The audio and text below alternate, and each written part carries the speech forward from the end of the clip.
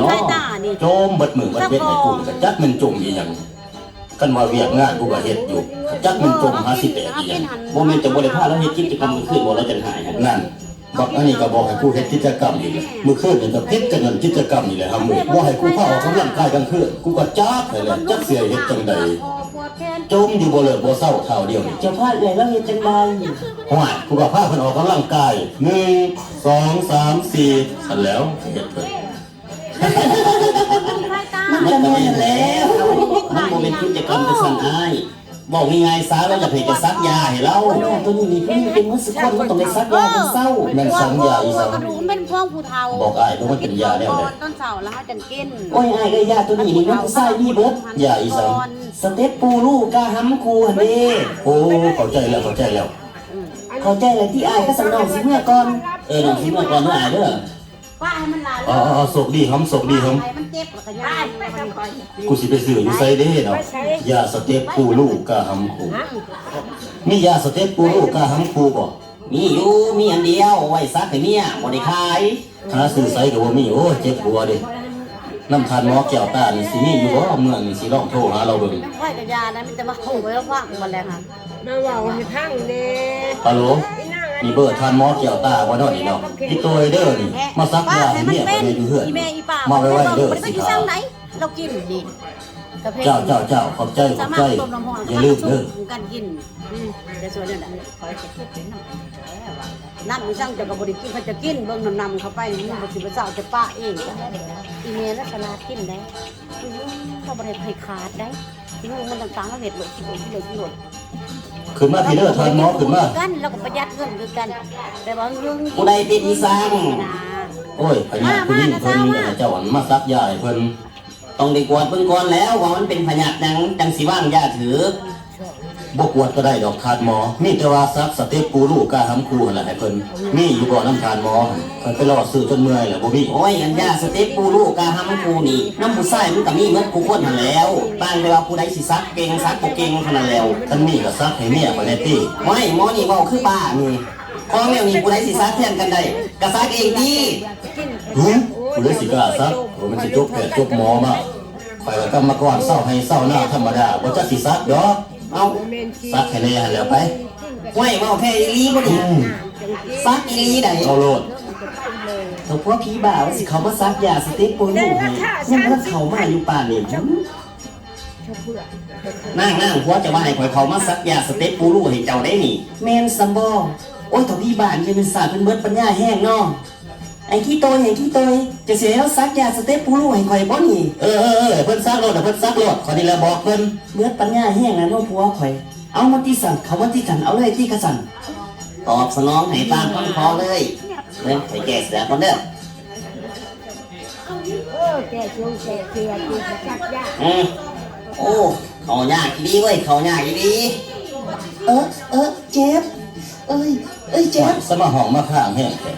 เจ็บบ่เฮ้ยเจ็บเฮ้ยเข็มปูเข็มมันขวาเข็มมันปูเฮ้ยโอ้เข็มมัดใหญ่แห้งบ่เฮ้ยใหญ่เฮ้ยใหญ่แห้งอีดิโอ้ยมาสร้างว่าเข็มอีหยังสิมาหัวปูคือว่าแล้วเนาะเจ็บปูลูกมันก็สิปูคือซื้อมันนี่แหละซักยาตัวนี้ก็ไปคือสิเศร้าจมแล้วบัดนี้แล้วล่ะบ่แล้วเด้อซักยาซื้อก็มีแก่เสือเพื่อแต่เนาะคนบ่เคยถูกซักมันก็ยากแม่เลือดออกหลายละหั่นไปก่อนขอบใจเด้อทานหมอเด้อโอ้ยเนาะเป็นหยังคนบ้านเดียวกันเองเกือบลืมทานหมอเขาได้ค่าซักค่าหวานค่ายายาเลยว่าเอาดอกคนบ้านเดียวกันเองซักให้ฟรีด้วยความเต็มใจโอ้เงินก็บ่เอาอีกขอบใจเด้อทานหมอเด้อเจ้านี่เป็นคนดีสีสังคมอีหลีเนาะกินปัวคนก็บ่ต้องการผลตอบแทนคนแบบเจ้านี่ละที่สังคมต้องการคนแบบมึงหันก็หายากอีหลีในสังคมนี่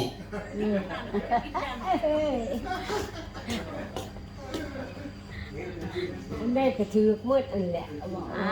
เร็วไหนเด้อพ่อมอนเจ้าหลายคนแล้วขอสบายดีพี่น้องทั้งบ้านเสมียเนาะมันเป็นเขาก่อนอื่นเยี่ยมทั้งการกิจกรรมประจำเมืองว่าปีเนาะที่เขาบวกเยี่ยมทั้งคณะโดยสมาชิกทั้งหมดเนาะทั้งยิ่งทั้งชายเที่ยงใส่ได้ไปได้นึง กรมชาวนาเพิ่นก็ได้เข้ามาร่วมเนาะข้าพเจ้า เขียนชื่อใน มื้อนี้ก็เป็นมื้อที่ดี อ้าวเขียนชื่อบ เป็ ริ น ษั วั ท ดสำคัญที่สุดเนาะพวกเฮาได้ ในซื้อบริษัท มีแผนลงเมืองว่าปีเป็นต้นจุดเริ่มต้นก็เป็นเอาบ้านสมัยก่อนเนาะ เอาเบอร์โทรผมนะ ข้าพเจ้าคิดว่ามื้อนี้จะได้มาฟังข้อมูลดีๆสำหรับการใส่ปุ๋ยเนาะปุ๋ยนี่ก็เป็นปุ๋ยเก้าเกษตรนาโนเนาะชื่อบริษัทก็เป็นบริษัทพัสโกลาวสำหรับการเปิดบริษัทปุ๋ยนี่เพิ่นก็เป็น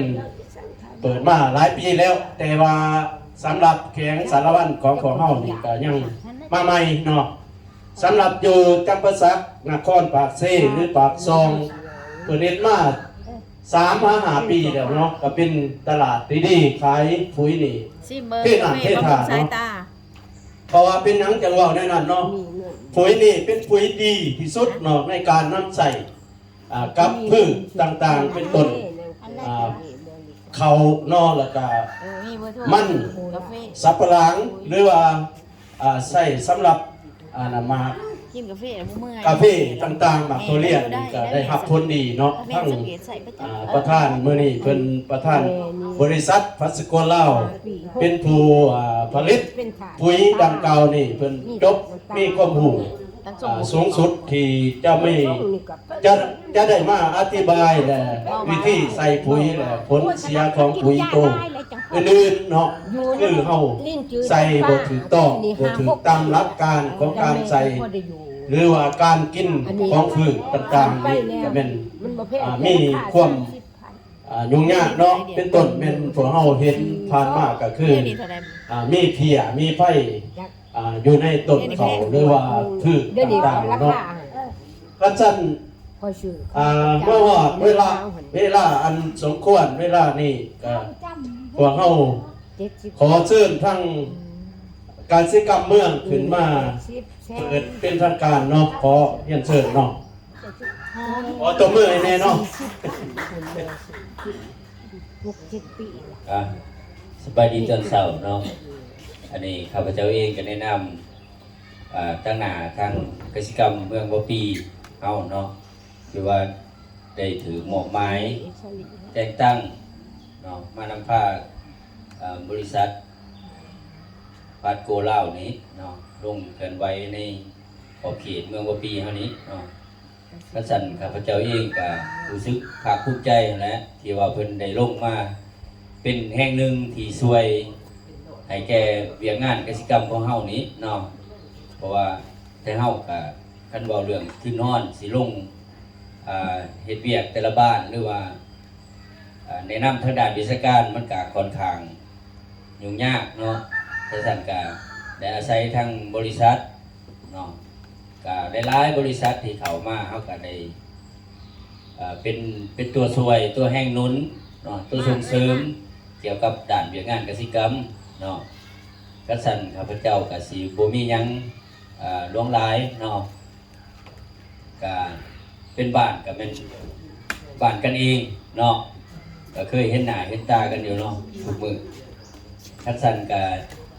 ในเวลาต่อไปนี้ข้าพเจ้าเองก็สิบ่มีหยังแล้วก็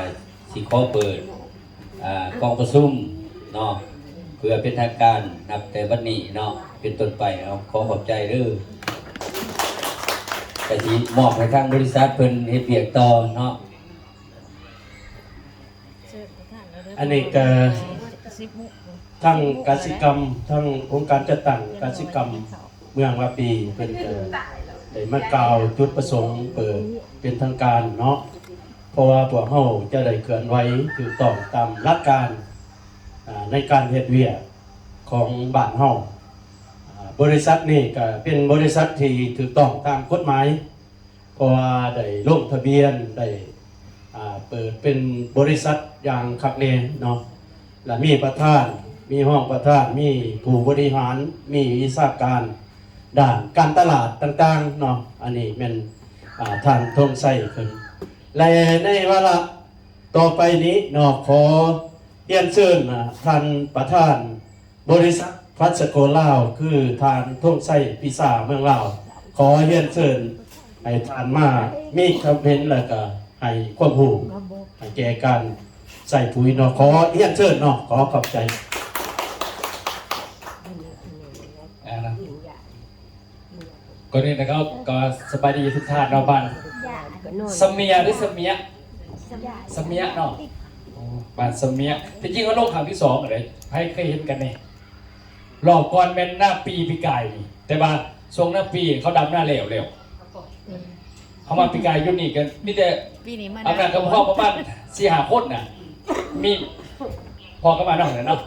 เมื่อนั้นที่ว่าในมาพานเอกสารกับเพื่อนบริษัทสาวากับมากับเมืองนั่นแหละบัดนี้มาส่งหน้าแซงนี่ลงบท่านเพราะว่าเพิ่นนัดมือสุดท้ายบัดนี้ว่าสิลงมือนั้นพอดีบัดนี้เมืองมียังเหลือลงโครงการอีหยังต้องโซ่บอกมันไปตามกันบัดนี้ประชาชนล่มเป็นล่มอยู่วัดนะก็เลยว่ายกเลิกทั้งเข้าเขาก็เลยบริโภคก็เลยกระยาเอาหน้าปีเอาสันเองหน้าปีกับดีใจได้ถัดออกที่ว่าได้มาบ้านเฮารอบก่อนเนี่ยมิแต่อำนาจกำพ้อง4-5 คนเข้าก็ดีใจแล้วจริงๆใน YouTube เด้อเขาไปเบิ่งใน YouTube พี่บางปุ๋ยเก่าเกษตรโลบ้านเมียโหลดมันก็จะขึ้นโหลดนี่นะก็ถ่ายทำเลยมันจะขึ้นหมดทุกอย่างเนาะนะ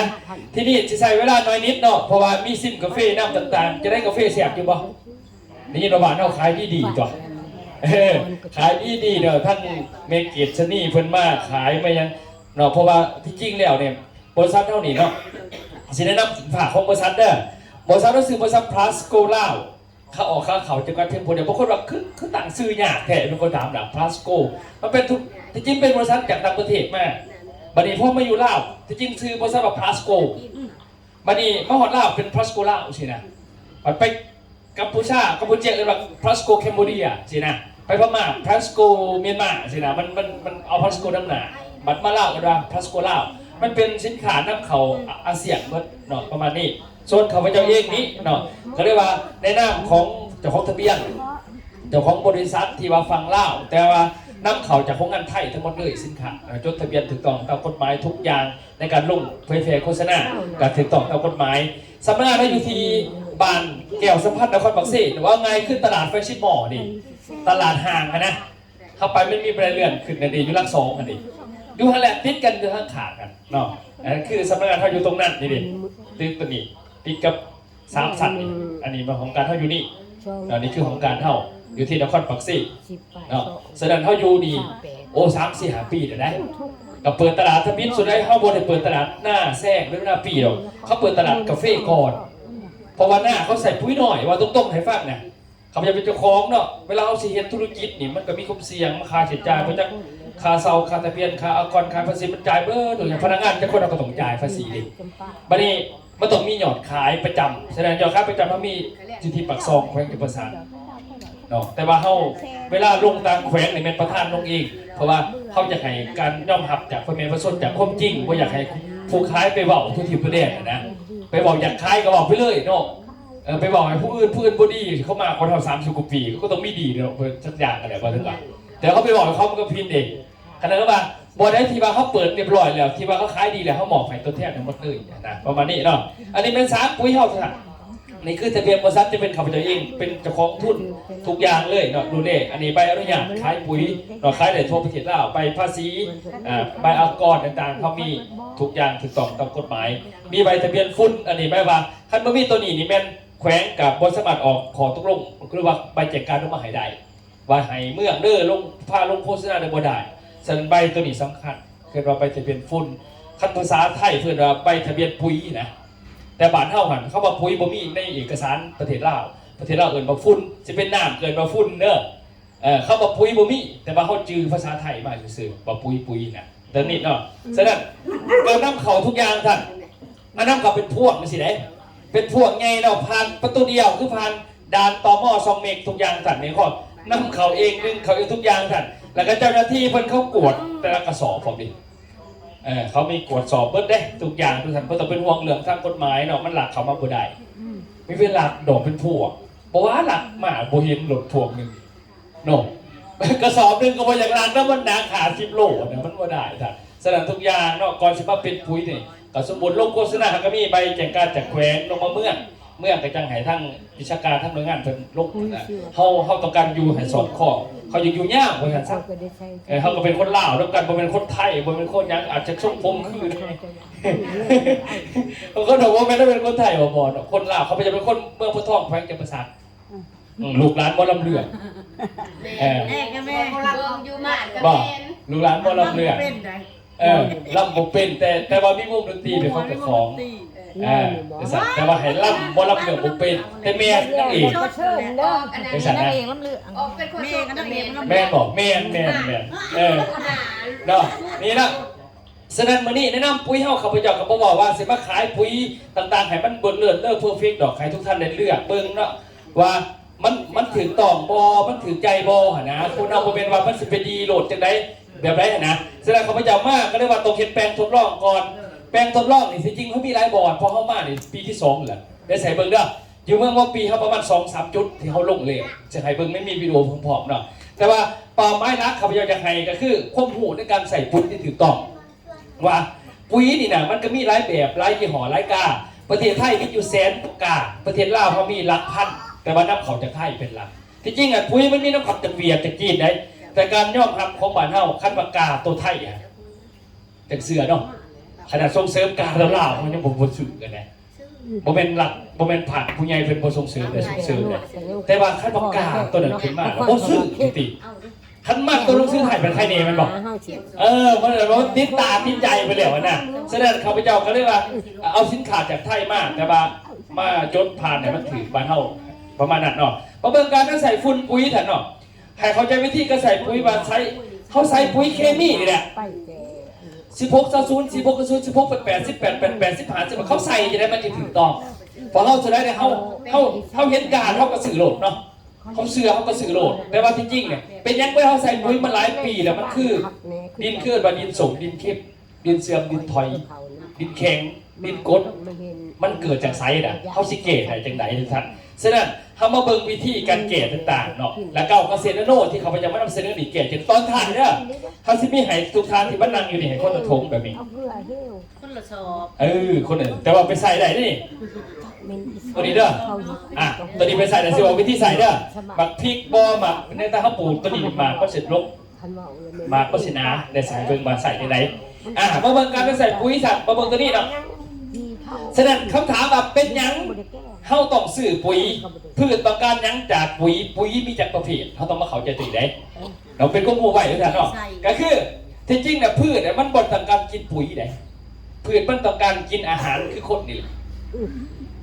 บัดนี้ตัวใดก็ตามที่เฮาหว่านปุ๋ยคือการเติมอาหารให้มันแต่คันเคมีบ่เป็นเติมอาหารเป็นการบีบบังคับให้พืชทำงานในสิ่งที่เฮาอยากได้ฉะนั้นปุ๋ยเคมีมันจึงแบ่งปุ๋ย5ปุ๋ยลำปุ๋ยดอกปุ๋ยหมากปุ๋ยผลปุ๋ยใบเห็นล่ะฉะนั้นเวลาเฮาใส่ให้มันถูกต้องคันอยากให้46กระสุดดีสุดใส่เข่าต้องเป็นส่งเล่งพอต้องการมันเขียวแล้วซับปิดน้ำอยู่ได้8มื้อเกิน8มื้อไปมันก็เหลืองขึ้นแต่เฮาบ่อยากเฮาก็ใส่อีกพอเฮาให้มันถือตาเจ้าของดิบ่ได้ถือปุ๋ยบ่ได้ถือพืชใดให้บอกว่าใส่ลายไปปุ๋ยเคมีทุกยี่ห้อทุกกาก็แล้วแต่ทุก3ปีดินมีปัญหาเมื่อมีปัญหาแล้วแก้ด้วย2วิธีที่1คือเพิ่มปุ๋ยเข้าไปจากเคยใส่1กระสอบเป็น2จากเคย2เป็น4เห็นป่ะแบบที่2ก็คือการเปลี่ยนปุ๋ยเปลี่ยนสูตรมันปึ๊บมันดินมันจะทับห้องใหม่มันจะมีปุ๋ยหลายกาบางคนว่าปุ๋ยคือเหตุการณ์เดียวกันแล้วมันบอกก็มาหลายเถอะมันมีวิธีของมันแบบยาปาราเซตามอลเขากินทมิดนี่เจ็บหัวกินเม็ดหนึ่งส่วงบัดจะกินเรื่อยๆเป็นมันลึกกับกระเพาะลึกกับลำไส้2 เม็ดมันยังส่วงต่อมาสิมันเป็นอย่างไรบัดนี้วิธีนึงเห็นอย่างไรบัดนี้ขั้นประหยัดเพิ่มจำนวนเปลี่ยนปาราเซตามอลมาเป็นอันใหม่มันอันหนึ่งก็ดีอีกคือเขาออกแบบมาแนวนั้นดูทันให้เข้าใจกฎมันเดิมว่าเป็นยูนิซีกับเฟสไหนฉะนั้นยาสิไปยึดติดอันเก่าคันยึดติดอันเก่าคือโคตรเท่านี้นะผมมีไว้กินได้เดี๋ยวไหมเนาะบุญบานคอยบานเสมียคนเนี่ยป้าบุญบานเป็นอย่างคนแซ่บแพงสุดคนเช็ดลาบกินแซ่บมันแซ่บขาดเดียวแม่นบอกไหมตอนเช้าแซ่บขั้นตอนเที่ยงลาบอีกแซ่บบอกไปเลยก็จะคือได้หรอตอนแรกแซ่บลาบอีกมื้อสลาบอีกดาผู้ลาบบานขนาดคนแล้วนะพืชมันก็คือกันแต่เอามาเบิ่งกันฉะนั้นมาเบิ่งว่านี่คือหลักการมันจริงๆขึ้นโลกมันเกิดขึ้นมากก่อนคนอยู่แล้วเนาะ โลกนี่เกิดมัธมิตรก็มีต้นใหม่มหาศาลต้นใหม่มันดูดซับอาหารจากมากินอาหารของมันมีจากไซเนอาหารของพืชมันสิใหญ่ได้มันต้องกินอาหารคือคนแต่พืชมันสิกิน1จากอากาศ2จากแสงแดดจากน้ำจากอากาศเนี่ยอากาศคือแสงแดดแล้วก็จากปุ๋ยนี่คือเป็นยาพืชคือปุ๋ยเคมีสมัยปลูกพ่อแม่ครับบ่มีคำว่าปุ๋ยเนาะบ่มีเนาะฉะนั้นพืชมันอยู่ได้จังได๋มันกินจากดินกินจากแสงแดดกินจากน้ำฉะนั้นปากพืชที่มันกินมันมีอยู่3ปากที่1อยู่หาคอยดูดอาหารจากดินปากที่2นี่แม่นปากมาจากใบแทนปากจากใบมันกินจากแสงแดดกับน้ำจากอากาศฉะนั้นอันไหนกินเนี่ยใหญ่ไว้จากอากาศมันจากดินไหนเห็นป่ะจากอากาศมันจะไหวกว่าฉะนั้นเขาสังเกตเบิ่งเขาหดน้ำนี่มันจังได้กระตามประสบฝนตกบัดนี้พอฝนตกตัวฝนลงมาเนี่ยคือมันเป็นปุ๋ยทั้งใบลงมาให้มันเห็นมันชื้นใบฉะนั้นหลักการบอกส่วนปุ๋ยเป็นอย่างปุ๋ยนี่เป็นอาหารมันเสื่อมมันยังเสื่อมอยากให้มันทันใจเพราะว่ายุคโลกมันโลกาภิวัตน์เนาะมันพัฒนามันหลาย10 ปีแล้วบัดนี้ปลูกพืชบ่อาศัยธรรมชาติปลูกพืชอาศัยว่าอยากให้มันไหวก็เลยว่าปีนึงปลูก3 เทื่อเจ้าสิถาฝนตกปีเทื่อบ่ไหวแม่นบ่มันก็เลยต้องอาศัยพวกนี้เล็กบัดเล่งน่ะมันติดบัดนี้ติดคือคนติดยาบ้าถ้าพิษบ่อื่นยาบ้าคือว่ายาหยังยาหมาก่อนให้หมากินน่ะทำงานได้ไวดอกลากรถลากหยังกินเรื่อยคนมาซิมเบิ่งลองเบิ่งกรรมกรกินไปกินมาถ้าพิษกินเอาแห้งกินเกินเอาแห้งบ้าบัดนี้ลงประสาทลงไปขาพอตีเมขาทุกอย่างไปคว่ำน่ะนะมันบ่ได้แสบได้ยาบ้าแต่เป็นยังคือกินมันติดคือเฮานี่น่ะพืชมันบ่ต้องการกินมันเนี่ยมันติดจังว่าพอติดน่ะปึ๊บแล้วบัดนี้จะลองเศร้าให้มันกินมั้งหั่นเขาก็บ่ขึ้นเนาะยังก็บ่ขึ้นตะกี้คือว่ายังงามอยู่คือว่ามันติดยาบ้าแต่ว่ายาบ้าดินเห็นบ่หลักการสมมุติว่าบัดนี้ให้เข้าใจคนนึงเข้าใจป่ะพืชกับคนกับสัตว์นี่คือกันเด้อคือกันจะได้นี่เปรียบเทียบยังไงพืชคนสัตว์เนี่ยเป็นสิ่งที่มีชีวิตเหมือนกันสิ่งที่มีชีวิตนี่ขาด4 อย่างบ่ได้เด้อ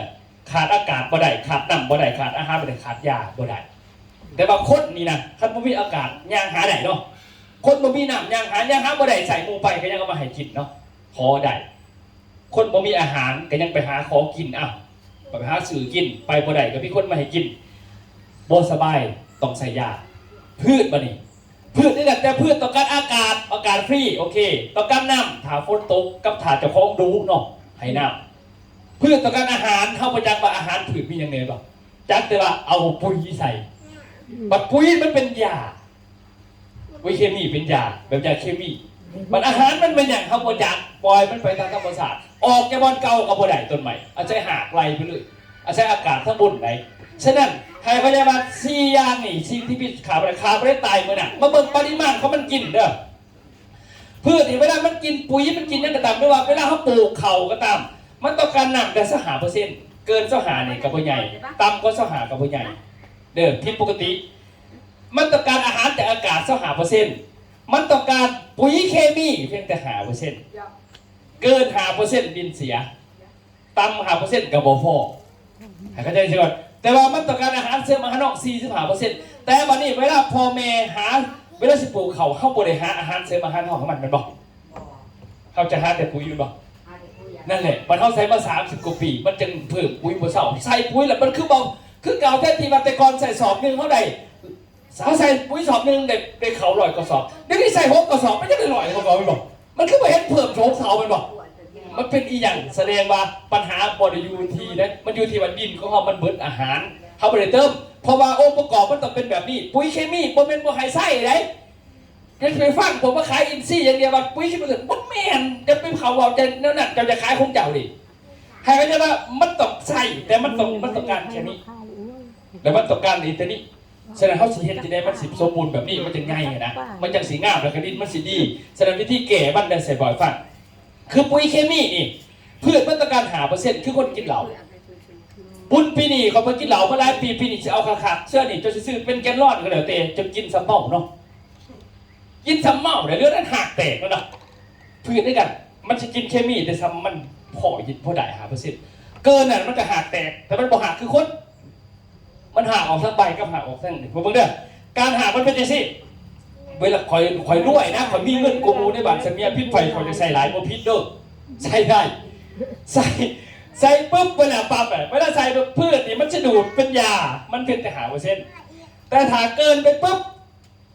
มันติดขัดในดินถ้าติดขัดในดินนี่เสื่อมโทรมดินมีปัญหาจากใส่เครื่องว่าเคมีแต่มันขายอินทรีย์วัตถุเมื่อขายอินทรีย์วัตถุปุ๊บเขตตัวนี้ปุ๊บปีหน้าถ้าจะใส่จะต้องเพิ่มปุ๋ย2 เท่าเพื่อจะดูดซึมได้เท่าเดิม2มันถามมันเกินถ้ามันดูดขึ้นไปแล้วมันออกทั้งใบเช่นว่ามันทายออกทั้งหยอดปุ๊บมันนี่ตัวมันจะมากินทายก็มันคือเพียมันจะมากินต้นไม้ตัวนี้เพราะว่าเคมีมันเกิดนี่คือปัญหาเป็นยังเพียถึงมาสมัยก่อนเพียมันมีเพียมันบ่ได้มากินต้นใหม่มันมากินตัวติดในใบใหม่ฉะนั้นคือเคมีมันดูดไปเห็นหรอหลักการมันนั่นคือเขาเมากันนะตอนเมากับรอเนาะเมาแล้วกินน้ำท่ากระหักแตกหมามันก็มาเลี้ยงเลยเจ้าเป็นเมื่อไหร่จากเป็นวัดเนาะเนี่ยนะถ้าพี่มันก็มาเนาะเคยมันจะเมามันก็มาบนพญาก็มาน้ำสัตว์เลยมันเป็นสัตว์คือกันนะสัตว์สลัดรับการของเขาใส่หลายแต่สุดท้ายเลยพืชมันกับการกินเคมีเป็นแต่หาเช่นปุ๋ยนะปุ๋ยเคมีจริงไงมันมีตัวเลขหารกระสอบปุ๋ยเคมี เดี๋ยวเขาเป็นเบาหวาน ตัวเลขว่าจะเป็น40 00 15แล้วแต่สิกายนะยามันไม่ต้องสนใจนี่คือเราปุ๋ยเคมีเคมีกับตัวเลขหมายว่าอย่างตัวเลขคือค่าเคมี เที่ยวจะใช้ไล่หลีบได้ ให้พืชกินฉะนั้นเลขมันชนแล้วมันจะมีเลขอยู่3 ตัวติดทั้งขางนี่เด้นะมันจะมีบอกว่าจะเป็นไอ้เกี่ยว15 แล้วแต่การติดทั้งขางกระสอบหมายถึงว่าเลขค่าเคมีแสดงว่าเป็นว่าชื่อไปใส่มันเสร็จต้องเบิ่งว่าสูตรมันตรงกับผืนทอดที่ต่อการบอเนี่ยแปลว่ากินยาเจ็บหัวนี่แหละเด็กหน่อยก็กินซ้ำนึงผู้ใหญ่ก็กินซ้ำนึงเนาะผู้เฒ่าก็กินซ้ำนึงกินบ่ตรงก็บ่ดีอีกเกินว่าเคมีต้องเป็นนั่นแต่มาเบิ่งมานี่มาเบิ่งเลข3 ตัวติดขากระสอบปุ๋ยเลข15 หรือ16 20ก็แล้วแต่ความหมายคือค่าเคมีมันเลขข้างหน้าเอ่ยว่าไนโตรเจนเลขต่างๆเอ่ยว่าฟอสฟอรัสเลขท้ายเอ่ยว่ากาลิออมภาษาฝรั่งหรือภาษาอังกฤษว่าโพแทสเซียม3 ธาตุนี่เป็นอาหารหลักของพืชขาดบ่ได้ถ้าเป็นคนนี่แม่นข้าวน้ำของกินฉะนั้นเขากินที่เป็นแก้วก็อยู่ได้เขาจะมีเขาเนาะอาจจะเป็นนั่นก็ได้เนาะเขาจะมีน้ำบ่มีน้ำก็บ่ได้อีกอดอาหารก็อดน้ำอย่างโอเนาะฉะนั้นเขาน้ำของกินบัดนี้เฮาซื้อปุ๋ยเคมีคือซื้อเขาน้ำของกินนะความหมายนะแล้วมาเบิ่ง3 ถาดเวลาเลือกใส่ให้เบิ่งอายุของพืชบัดนี้ถ้าว่าเจ้าใส่พิษมันก็เป็นอย่างอื่นนะตัวอย่างคือเลขข้างหน้าว่าไนโตรเจนนี่คือนี่สรรพคุณมันให้ใบก็สีเขียวเบิ่งตามหมดคันเลขข้างหน้าหลายใบหนาแล้วก็สีเขียวคันเลขข้างกลางให้หากก็ให้ดอกจับให้หากจับดอกจับเลขต้นท้ายให้มาให้พ้นให้รสชาติให้ความแข็งแรงฉะนั้นทำเช่น3 ถาดนี่ได้ NPK 3 ตัวเนาะมาเบิ่งมานี่สูตรปุ๋ยแถวเห็นกัน16 20 46 00นี่เลข3 ตัวนี่แหละเลขมันน่ะความหมายมันนะ16 88 18 88 15นี่คือสูตรปุ๋ยแถวเห็นในตลาดย่างเข้าไปเห็นปั๊บลูกฉะนั้นความหมายของเลขบ่แม่นว่าใส่ตัวนี้ครับตัวนี้บ่แม่นมันเป็นจังซี่เด้อมาเบิ่งครับเลขข้างหน้านี่เป็นเปอร์เซ็นต์ให้ใบให้ลำให้เขียวเลขข้างกลางเป็นเปอร์เซ็นต์ให้หักให้ดอกให้พวกแง่ๆตัวท้ายนี่แม่นให้หมากให้พ้นให้รสชาติบัดนี้มาเบิ่งบัดนี้วิธีใส่ปุ๋ยเฮาบัดนี้เป็นหยังบัดนี้เฮาจังใส่16 20ห้องพืชเขาก่อนเนาะเวลาเฮาไถขนเนาะ16 20ห้องพืชเพิ่นหยังเพราะว่าเวลา16กับ20เลข20สูงกว่าเขาต้องการเอาเลข20ทำงานฉะนั้นเฮาห้องพืชเพื่อสิดำปึ๊บแล้วให้หากมันจับหากจับก็ไม่นะฉะนั้นหากจับแต่มันสิมีอายุได้ดินที่14 วันเกิน14ปึ๊บต้องใส่ปุ๋ยใหม่เลยถ้าไม่ใส่ปุ๋ยก็ไม่มีฝนอาจจะเลยก่อนเลขข้างหน้าอยู่ได้ดินเนี่ยแต่8 วันเกิน8 วันหายฉะนั้นเมื่อวันนี้หลังจากห้องพื้นไปแล้ว16 20วางไปปุ๊บแล้วมันสิจับภายใน14 วันเมื่อหอดครบเลย14 15 วันปุ๊บเขาต้องเอา46 0 วันไม่หรอกสันกากระต่ายกับสอบที่ฝาดิ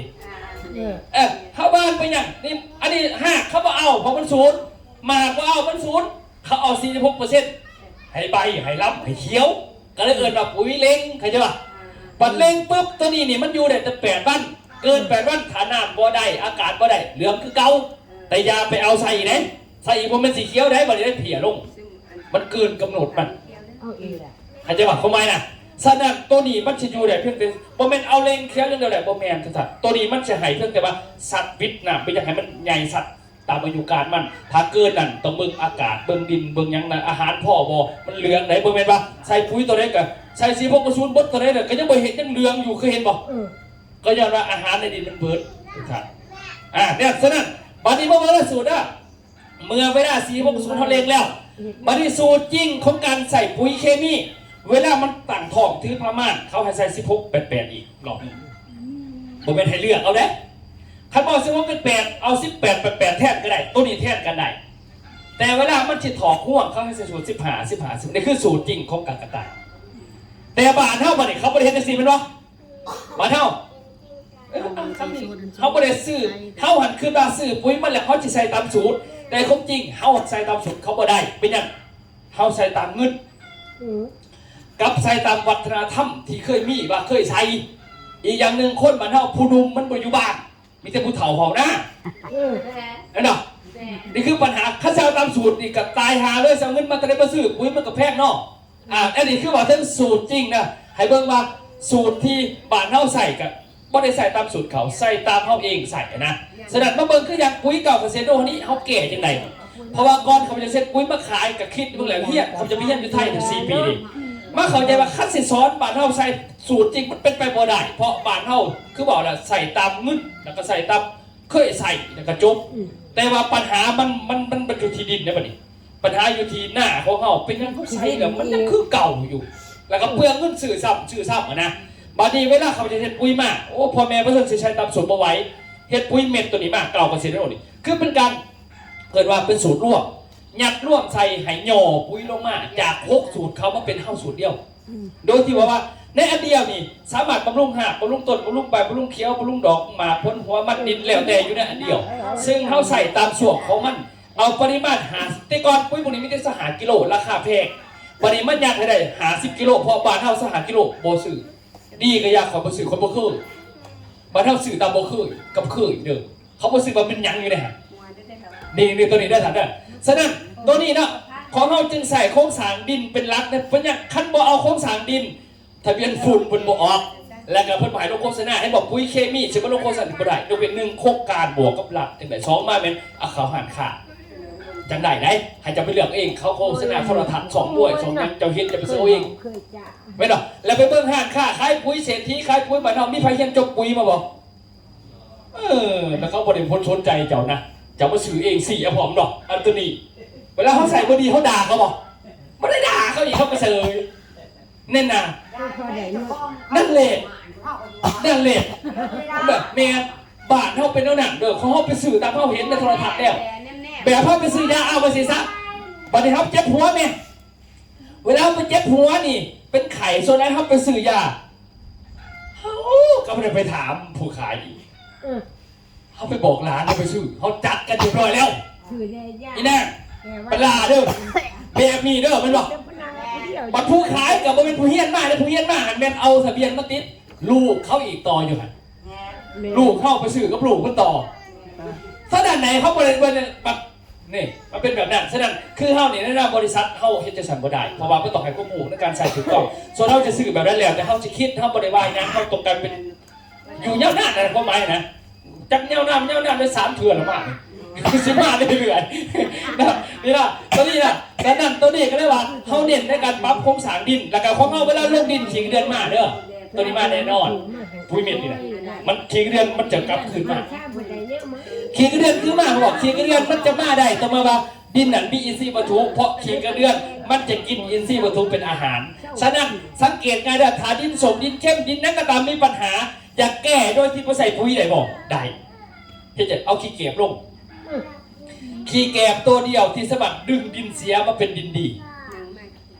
อย่างนึงบ่ได้ขี้ง่วยค่อยบ่ได้พอขี้ง่วยค่อยมันเป็นปุ๋ยได้ขี้แกบเป็นบ่เป็นปุ๋ย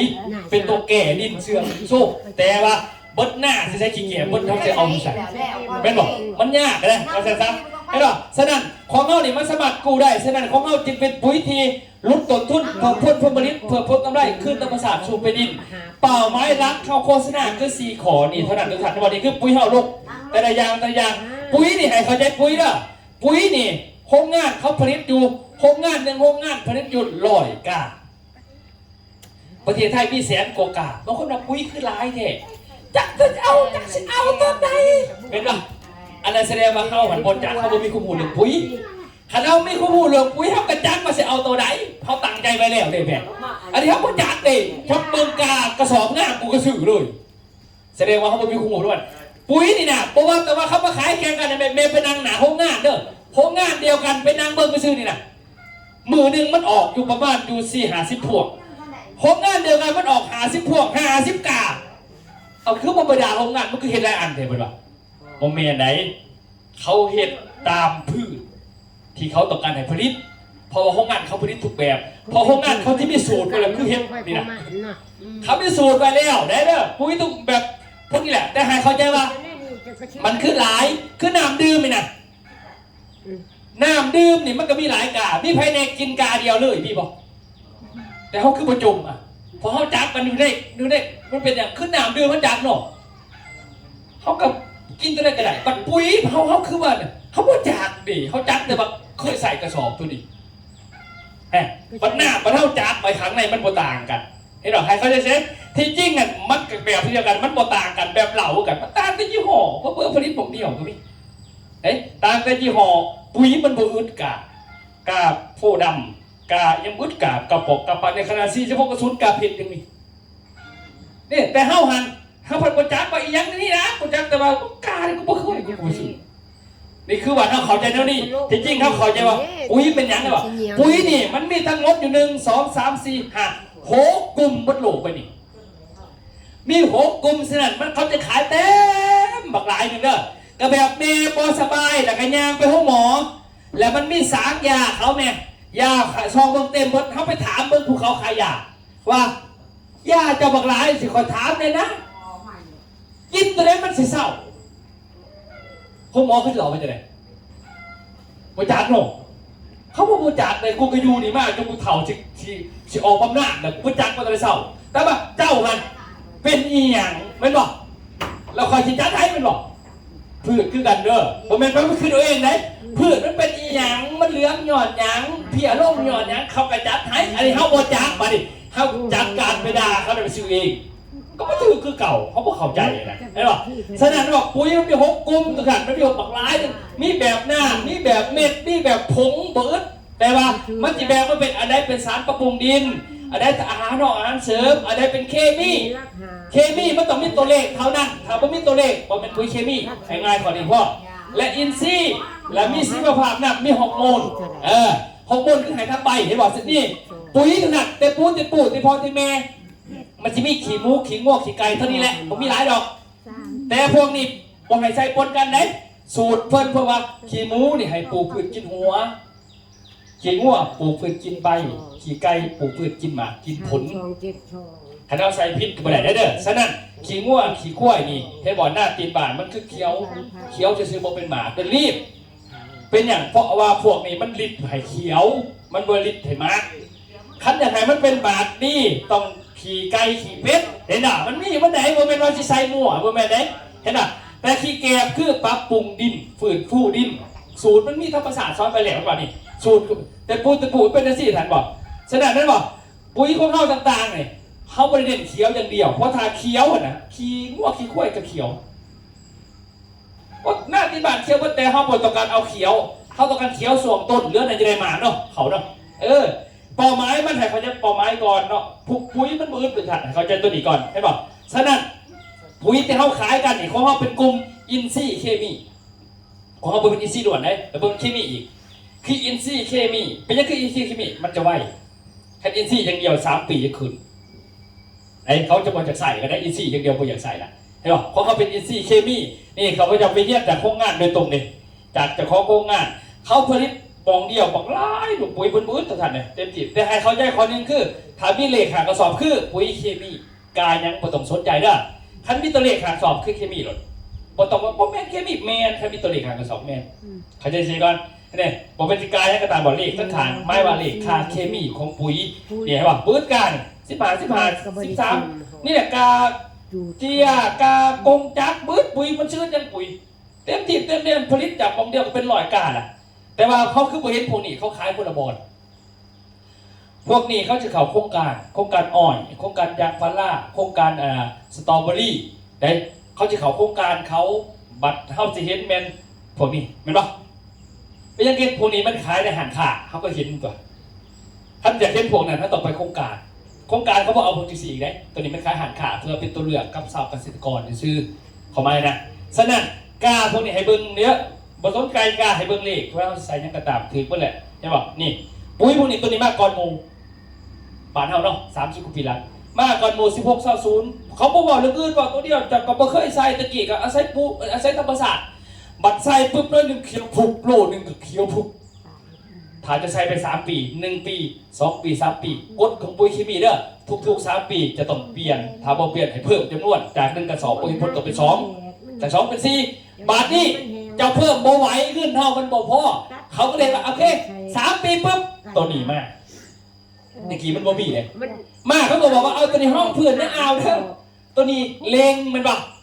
เลงเจ้าจะใส่คู่กันมาดิคู่กันปีหนึ่ง2ปี3ปีตัวนี้มาทุก3ปีมันจะมาเดี๋ยวนี้มันหลายเกินแล้วบอกคือตอนแรกๆมัน16เปิดมาเนี่ยมันก็บอกว่าอ้าวจะใส่คู่กันนี่ตัวนี้นี่ห้ามจับอันนี้มันเขียวมันชัดแล้วเอาหมากมันบนน้ำหมากดอกมันบนจับเขาเห็บตัวดอกมันจะก็ไปใส่ตัวนี้ก็นั่งขายดี16เปิดกาบุกุดขายดีกากระต่ายเขาก๊อปปี้เลย16เปิดก๊อปปี้กาบ่ได้แต่ก๊อปปี้สูตรบ่เป็นหยังหลักการยังไงเนี่ยกฎหมายน่ะกล้าห้ามแต่ว่าสูตรอันเดียวกันได้ฉะนั้นหมอดีก็ร่างขายดีเนี่ย16เปิดหมอดีมากบัดพ่อหมอดีมาแข่งเพิ่มหมอดีอยู่ไม่ได้หมอดีก็เลยมาเป็น18เปิดดีการตอนหาตัวยืนบัดพ่อเขาเห็นได้บัดนี้เขาใส่บัดนี้แข่งกันไล่บัดนี้โอเคปุ๋ยห้องพื้นก็มีแล้วปุ๋ยเล่นก็มีแล้วดอกก็มีแล้วกูเสียจังหน่อยหมอผลิตนั่นแหละเขาคิดโอ้บัดนี้ป้าที่สดไปซื้อ3,000บ่ไหวหมากมันกว่าบ่ซัดหมากมันบ่จับ15ก็เลยมา ใช่อีกไม่ใช่ เอ้ยหรอนี่คือวิธีสังเกตปุ๋ยเด้อนี่คือทางเดินพอ15ขายดีกูก็เห็นเป็นคือกันบางนี่มันก็แข่งปักอันนี้เราก็ได้ผ่านทางไหนบ่เป็นอันต่างไหนกล้าคือบริษัทอันนี้อันเดียวกันในเบื้องสูตรไหมต่างแต่ตัวนี้เขาใส่ต่างสูตรพิเศษใส่อย่างใส่ไนโตรเฟสมาใส่ตัวนี้ใส่เทอราโก้ก็มีสารที่มันเพิ่มเข้าไปคมไอ้นะแต่สูตรเดียวกันพอ2อันนี้มาขายดี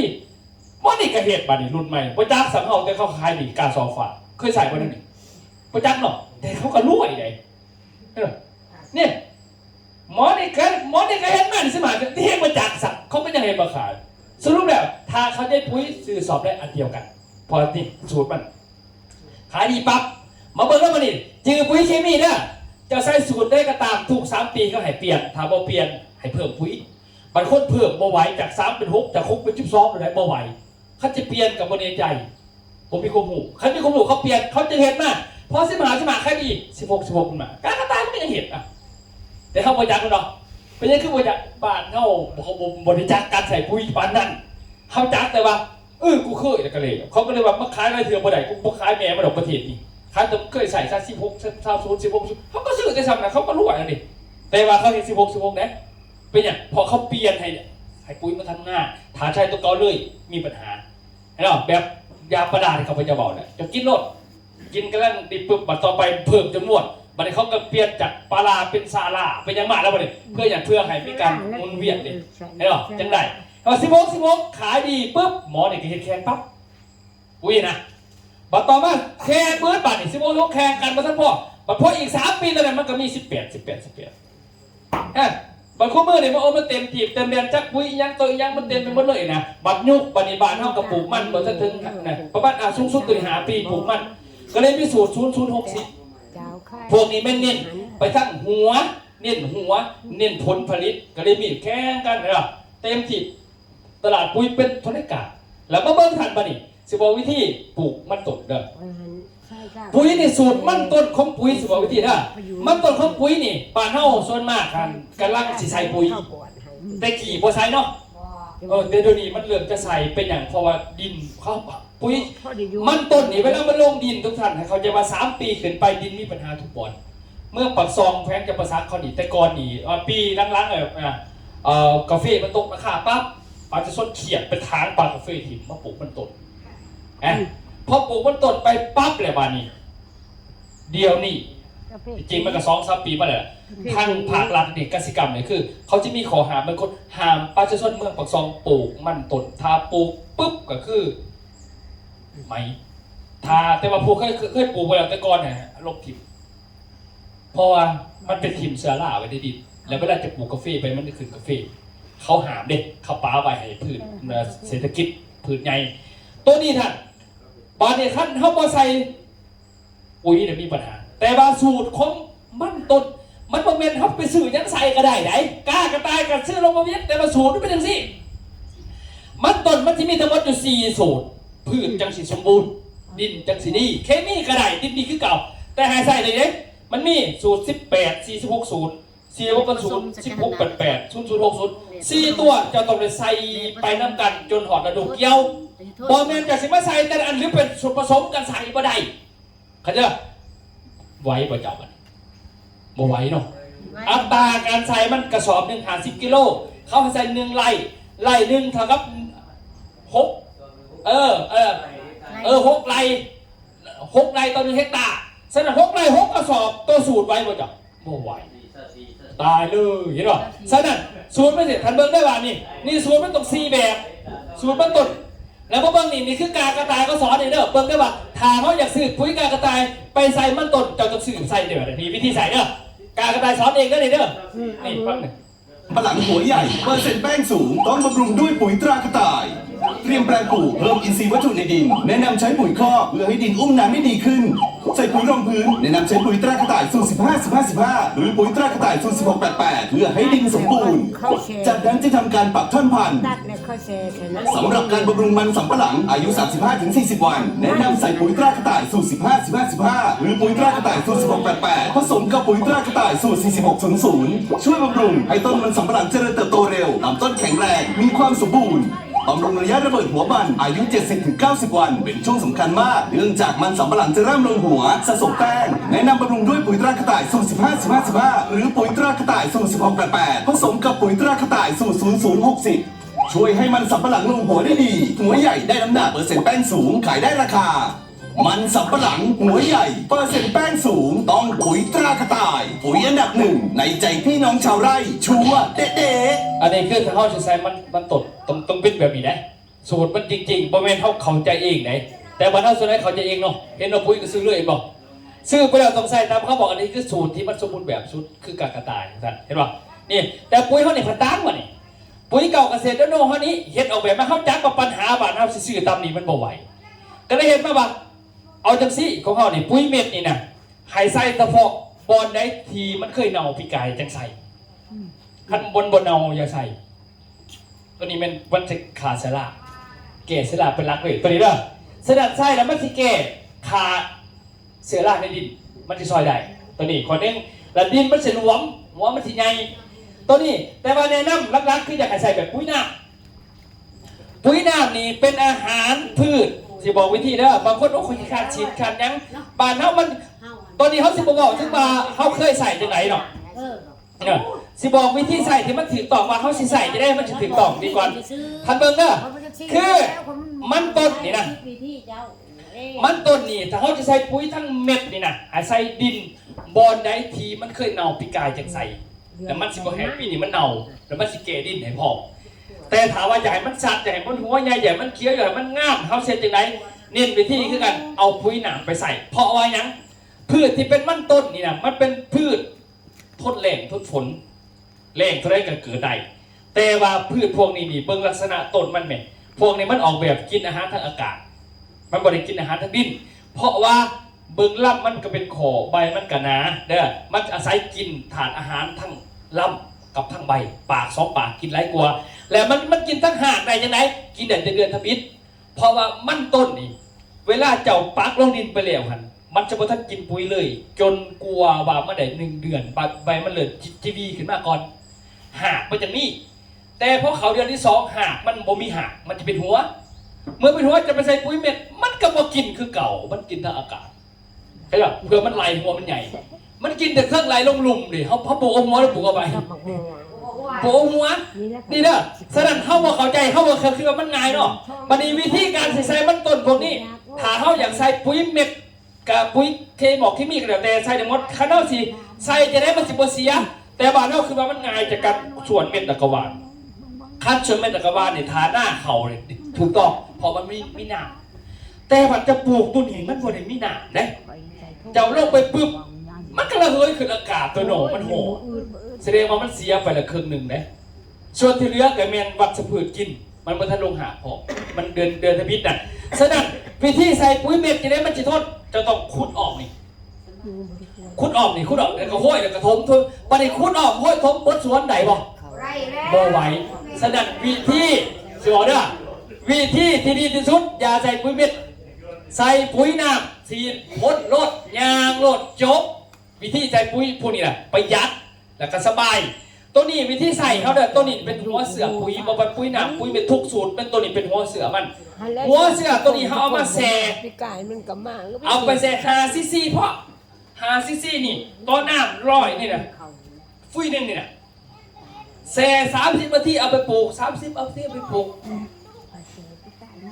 บางคนถามว่าถ้าแช่แล้วปลูกมาแล้วปลูกบ่เบิดให้ที่ไหนก็เอาขึ้นมาหาได้ปลูกก็ได้สิบ่เป็นหยังมือถูกต้องเนี่ยมันสิอย่างเดือนที่มันสิกระตุ้นหากก่อนกระตุ้นหากขาหากมันสารแต่สำคัญคือตัวนี้บ่มีแต่กระตุ้นหากเลยมันเสียไถ่พืชนี่แข็งแห้งคันเป็นคนน้อยๆเกิดมากก็แม่นเป็นวัคซีนเฮ็ดให้มันต้านพยาธิแล้วบ่ให้เข้าคันว่าหมอถึงพยาธิทางวิทยาศาสตร์คันว่าทางไสยศาสตร์ก็แม่นเกิดมาปึ๊บเอาบักหลอดของข้อหลดสิบ่ให้มีหยังเข้าใกล้ห่างๆกันนะตัวนี้เด้อนอกจากกระตุ้นมาทั้งพ่อมันจะป้องกันตัวนี้ป้องกันมดป้องกันปลวกป้องกันอย่างไรมันเป็นยาต้านนะท่านเด้อหากนี่คือหัวในอนาคตแต่ว่าหัวมันจะเริ่มจอในเดือนที่2ฉะนั้นมันจะกินถ้าใช้ปุ๋ยเม็ดก็กินแต่เดือนเดียวเดือนนั้นบ่กินเดือนฉะนั้นเฮาเอาตัวนี้เซพ่อแล้วไปปลูกแล้วบาดนี้พ่นอย่างเดียวพ่นบางๆพ่นแล้วลงดินบ่ไปยังมันสิหากินเองมันช่วงนี้นะนี่ประหยัดนะครับมันสิต้านนี่ถ้าเอาเซมันสิต้านตัวนี้บ่ให้เกิดพยาธิทั้งใบตอนมันใหญ่ขึ้นมาขึ้นว่ามันสร้างภูมิคุ้มกันให้กับพืชได้แล้วก็ประหยัดผอมเด้ออันนี้อันเดียวนี่ได้8 เฮกตาร์ไอ้ยังบ่เขาจะเฮ็ดปุ๋ยมาเฮ็ดจะสิได้ขายเขาจะเฮ็ดปุ๋ยเคมีมาเขาก็เฮ็ดได้คือกันแต่ว่ามันสิบ่ได้ขายเพราะว่าเฮาเฮียนมาเฮาจักว่ามันต้องใส่แบบใดมันในบ้านเฮามันบ่ได้ใส่ตามสูตรที่เฮาบอกที่คันเคมีเฮาเฮ็ดร่วมบ่ได้ปะเอามาร่วมผิดกฎหมายทะเบียนฝุ่นก็บ่ได้คันเคมี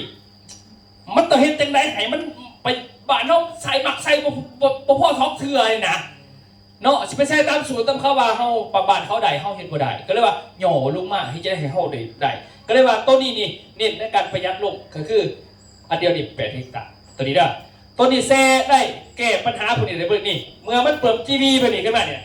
อันนี้แม่นเฮาก็เริ่มพ่นนี่เริ่มพ่น4-5 มื้อก็เห็นแหละตัวนี้มันจะไวจังซั่นเด้อสูตรมันต้นนี่สูตรมันต้นส่วนตัวนี้เนี่ยสามารถที่จะเอาไปเสพมันจะมีฝาเลยท่านอันนี้มันตัวอย่างมาซื้อเพราะว่าของมันเบิดเนาะมีแต่เขาจองได้นะเขามาส่งแล้วโดยงานเอาไปส่งให้มันมีฝาเขียวฝาแดงฝาส้มตัวนี้นะฝาเขียวนี่เน้นสับจะเลือดเติบโตฝาแดงเน้นแต่มันลงหัวใหญ่ขั้นเข่าก็เป็นหมากหนาหลายนะตัวนี้นี่เขาใส่ถ้ามิดเขาใส่ตัวนี้ก่อนก็ได้มันจะเป็นคูมันแบบนี้ในการใส่มันตุ่นเอาไปพ่น2 เดือนมันก็เริ่มเปลี่ยนแปลงแหละอันนี้นะเอาไงพวกไปยุกไปยิกมันสิเกลียดเลยอ่านท่านตัวมันใหญ่บอกให้มันเกิดพยาธิของนักกาวนี่ได้เห็นป่ะบอกแบคทีเรียลุ่งต่างๆนี่มันตัวนี้มันจะแก้ปัญหาตัวใดเนาะในการต้านทานพยาธิฉะนั้นเวลาเขาใส่พวกนี้คือใส่เซตัวนี้พ่นไหนได้อันเดียวเดี๋ยวเวลามันเริ่มลงหัวเขาจะเอาตัวแดงคู่กับตัวนี้ยกตัวนั้นแหละเพราะนั่นบ่หลาย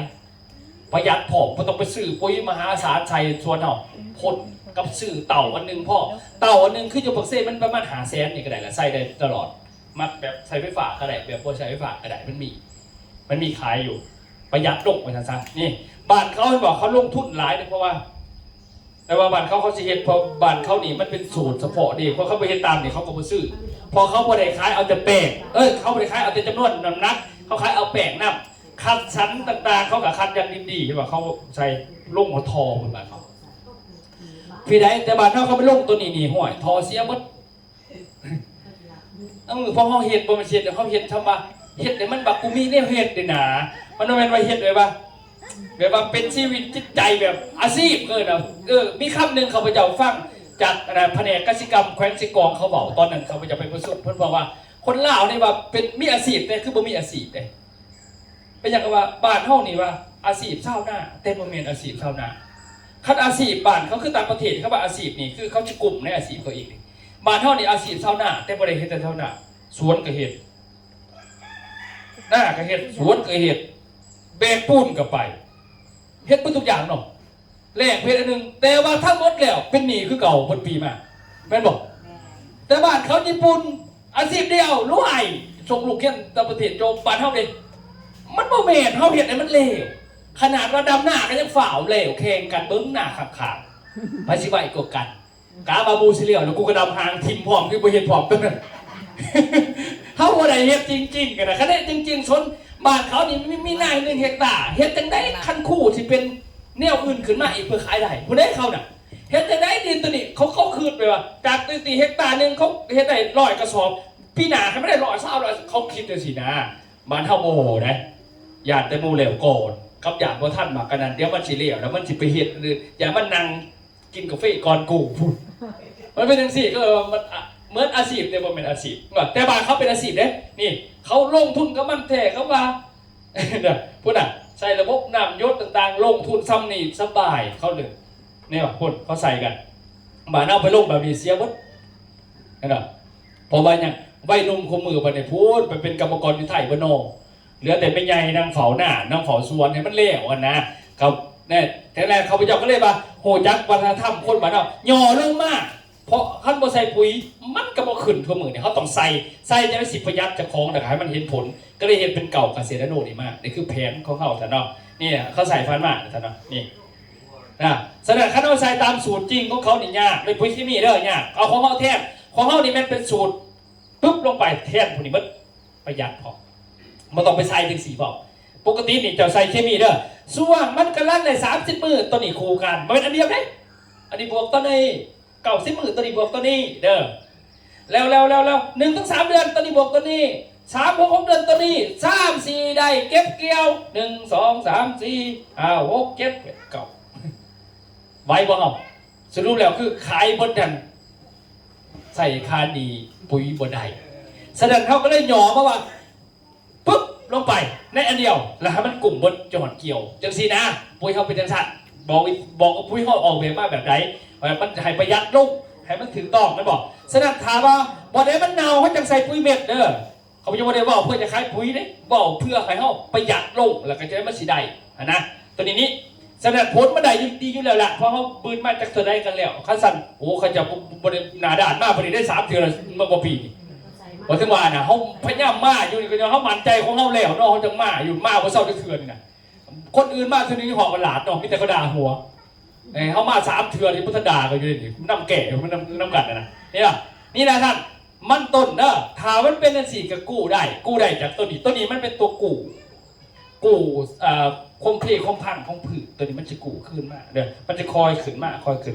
ตัวนี้สำคัญตัวนี้ตัวรักเลยพระเอกรักของปุ๋ยทั้งหมดเลยตัวนี้ให้อาหารทางใบดูดซึมใบโดยเฉพาะเป็นมันต้นเห็นผลชัดเจนนี่ตัวฟ้าตัวแดงนี่คือหัวตัวนี้คือตอนสัตว์ท่านนี่สูตรมันนี่เขาใส่กันมาหลายเลย3-4 ประเทศเขาลงกันไปอันนี้คือมันต้นสัตว์บานเท่ามันต้นปลูกเยอะบานเนาะเขาจะเชื่อว่าแต่พืชบานเท่าเนาะนี่เขาลงกันเก็บกันสนับไปบ้านเบื้องหน้าเขาไปหน้าเขาในสูตรจริงของหน้าเขาถ้าเป็นปุ๋ยเคมีห้องผืน16-00เนาะเขาใส่กันเนาะเล็ง4-60กายยังบอกเป็นยังเด้อบอกเป็นยังนี่สูตรมันเขาพยายามบอกสูตรเอาข้อมูลให้ฟังแล้วเวลามันถือผ้าม่านต้องเป็น16-88หรือ18-88เวลามันจิตถอดขั้วเขาใส่15-10นี่คือสูตรจริงเอาฟังการกระต่ายบอกเด้อการกระต่ายบอกเองเนี่ยข้าวในดินทรายกับปุ๋ยตรากระต่ายต้นข้าวสมบูรณ์รวงใหญ่ได้ผลผลิตดีมาชัวร์พื้นที่นาดินทรายจะมีอยู่ทางภาคเหนือและภาคอีสานดินจะมีธาตุอาหารที่ต่ำเพื่อให้ต้นข้าวสมบูรณ์ปุ๋ยตรากระต่ายขอแนะนำดังนี้ครับข้าวเรียแตกกอต้องเร่งบำรุงเพิ่มความสมบูรณ์เพื่อให้ต้นข้าวแตกกอดีแนะนำใส่ปุ๋ยยูเรียตรากระต่ายสูตร4600ผสมกับปุ๋ยตรากระต่ายสูตร16-18หรือปุ๋ยตรากระต่ายสูตร16-88ช่วยให้ต้นข้าวโตไวต้นสมบูรณ์ข้าวจะแตกกอดี ข้าวระยะตั้งท้องต้องดูแลอย่างดีเพราะต้นข้าวต้องการการบำรุงเพื่อผสมเกสรได้ดีเมล็ดข้าวเต็มท้องเลือกใช้ปุ๋ยตรากระต่ายสูตร16-16-8หรือปุ๋ยตรากระต่ายสูตร16-88บำรุงให้ใบเขียวทนเขียวนานต้นแข็งแรงข้าวระยะออกดอกรับรวงเน้นบำรุงเพิ่มน้ำหนักให้เมล็ดเต่งได้รวงใหญ่แนะนำใส่ปุ๋ยตรากระต่ายสูตร15-15-15กระต่ายดำเพื่อบำรุงเมล็ดข้าวในช่วงสร้างน้ำนมสร้างแป้งให้ข้าวรวงใหญ่เมล็ดสวยปลูกข้าวในดินทรายต้นข้าวสมบูรณ์รวงใหญ่ได้ปริมาณข้าวเยอะต้องปุ๋ยตรากระต่ายปุ๋ยอันดับหนึ่งในใจชัวร์เด๊ะ นี่คือสูตรหน้าเขาขนาดดินทรายแมน16-16-8ขนาดดินปกติ16-20นั่นดิเห็นไหมขนาดดินทรายบนต้องใส่16-20ใส่16-16-8สูตรมันเหลือนั่นใส่16-15-15-16คือเก่าไหนนี่คือความต่างประเด็นเวลาปุ๋ยเคมีจะต้องใส่เป็นช่วงแต่มันมีบางบ่อเด้อเอามาผสมกันจักรวาลเธอเดียวมีบ่อบานเขาเห็นปะย้อนเขาบอกที่ใส่อยู่แล้วจะได้ก็ลงดินเนาะที่ขาดใส่ละเถื่อคือมันสะดวกเข้าแม่แต่ว่ามันบ่สะดวกพืชแม่แต่มันบ่สะดวกพืชมันรีบ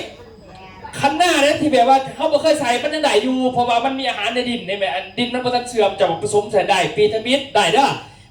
ปีที่3ล้างจากนั้นปึ๊บมันรีบอ่ะนี่คือปัญหาฉะนั้นเขาบอกออกแบบบ้านนั้นเขาออกแบบให้ใช่อันนี้ช่วงทมิตตอนใดอันนี้ช่วงตอนนั้นเสร็จแต่ว่าให้ได้ซีนี่จนจบฤดูมันเขาไม่นะนี่คือสูตรหน้าเขา วิธีใส่ปุ้ยนี่ใส่ยำเสาหรือยำแรงนี่จะทาน ปุ๋ยเม็ดหรือปุ๋ยหน้า ปุ้ยสมมุติว่าปุ้ยกระต่ายนะปุ้ย ปกตินี่แม่เนาะตัวมันดีที่สุดคือเขาใส่ย่ำมาดันย่ำปุ๋ยเม็ดที่เขาใส่ย่ำได้ก็ได้ยกเว้นคนที่เขาบ่หอดใช่ป่ะแต่ขั้นปุ๋ยหน้านี่จังมีโมงมันขั้นปุ๋ยน้ำนี่ดีสุดแต่ใช้ยังมือเสาขั้นกลางคืนน้ำมันแรกได้บอกได้คือกันแต่มันจะเสียไป 30% เพราะว่าพืชมันนอนกลางคืนมันคายออกหลักการของพืชคือมันกินแต่ซอนก่อนแดดมันออกมาแต่รับแดดออกมามันคือสังเคราะห์ของมันกลางคืนปุ๊บมันจะคายออกแล้วเวลาเขากินไปมันทิ่มใครเลยซักได้บอกโม่งมันนะแม่แต่ขั้นปุ๋ยเม็ดเขาก็หวานเพราะมันไม่ได้กินตอนหนักแม่ใครจะบอกปุ๋ยเม็ดมันปุ๊บไปมันบอกกินเลยบ่แม่นอันนี้มันบ่แม่นหวานไปปุ๊บ4 ชั่วโมงกินเดี๋ยวไหนพวกนี้น่ะมันจะบ่คือปุ๋ยเม็ดคันปุ๋ยเม็ดปุ๊บบ่เห็นบอกปุ๋ยบางอันปีนึงก็บ่ทันเปื่อยเราเป็นกันนะแบบพวกไม้น่ะฉันเฮาหวานได้เพราะจะเฮาบ่ได้ได้บ่เป็นหยังครับเป็นปุ๋ยเม็ดปุ๋ยเฮาก็ได้ปุ๋ยเคมีก็คือกันหมดเลยถ้าน้ามันมีโมงของมันคันฉีดคันบานยามมื้อแลงได้แดดยุบพ่นได้แต่ว่ามันจะเสียประมาณ 30% สาเหตุที่เสียเพราะกลางคืนมันคายออกมันก็สิกินอยู่น่ะกำลังกินกันจะคำนะทมทิมบ่เอาคันยังมื้อเช้ามันกินเบิดหอดนั่นแหละหอด8-9 โมงกับพ่อ10 โมงกับพ่อซาๆนะถ้าเกินเนี่ยเพิ่งไปว่ามันเริ่มละมันเริ่มรู้สึกปุ๋ยหนักไปเป็นนั่นโอเคตัวนี้พ่อเข้าใจได้เนาะไม่ว่านี่คือบ่เบิ่งเด้อหลังการใส่ปุ๋ยเขาเนี่ยประเทศไทยใส่3 เทื่อใส่ตังเข้าไปไหนประเทศไทยใส่ต้นแต่กอตังทองนะครับพวกบานเฮาใส่ห้องพืชแต่กอเนาะตังทองเอาพุ่งไปให้บอกที่จริงสูตรจริงตรงนี้มันจะคือว่าสาระการมันใช่ป่ะนี่สูตรข้าวเสร็จหน้าถ้าเอาการกระต่ายตรงเตรียมไว้จะ4 สูตรนี่คือสูตรของหน้าโดยเฉพาะนี่คือปัญหาว่าโบเมนว่าเขาสื่อผ่านมากถึงเขาสื่อปุ๋ยถึงแล้วแต่ไปยังใส่มันคือเสื่อมถอยไปแต่ละปีเพราะเขาไม่ได้ใส่ตามเขาใส่ตามเขามันก็มาเสื่อมเลยตามแต่ว่าแต่ละปีก็สลับไปว่าสูตรมันเป็นอะไรสิเพราะว่าเขามันต้องการตัวนี้รักแต่บ้านเขามันใส่ได้บ้านเขาใส่ได้เพราะว่าบ้านเขาหันปิดหนีก่อน3 ปีเอาไงจะเฮ็ดหน้าปียังใส่หนีปีเก่าหุ่นบ้านเขา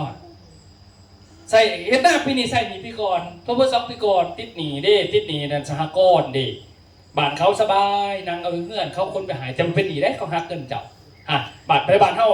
โบขนาดนั้นแต่ใส่ไปบ้านเขาจุดเสียคือดินเสื่อมดินถอยดินเพ่ดินจนยังสีได้บ้านเขานี่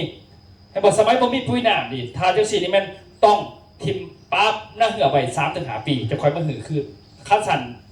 ต้องป้าไหวก่อนแต่เดี๋ยวนี้มันมีปุ๋ยน้ำเขาเลยบ่สนใจเขามีแต่ว่าไทยเนี่ยก็เอาปุ๋ยน้ำดินเลยเพราะว่าปุ๋ยน้ำโบเกี่ยวกับดินให้พืชเดียวมันดีกว่านะเขาไม่นะหลักการทัศนะบอกบ้านเท่านี่จะใส่ปุ๋ยสปอร์ต16-20กับ46-20 2 ตัวเนาะใส่เป็นประจำขนาดใส่2 ตัวนี่นะมันก็จะมีปัญหา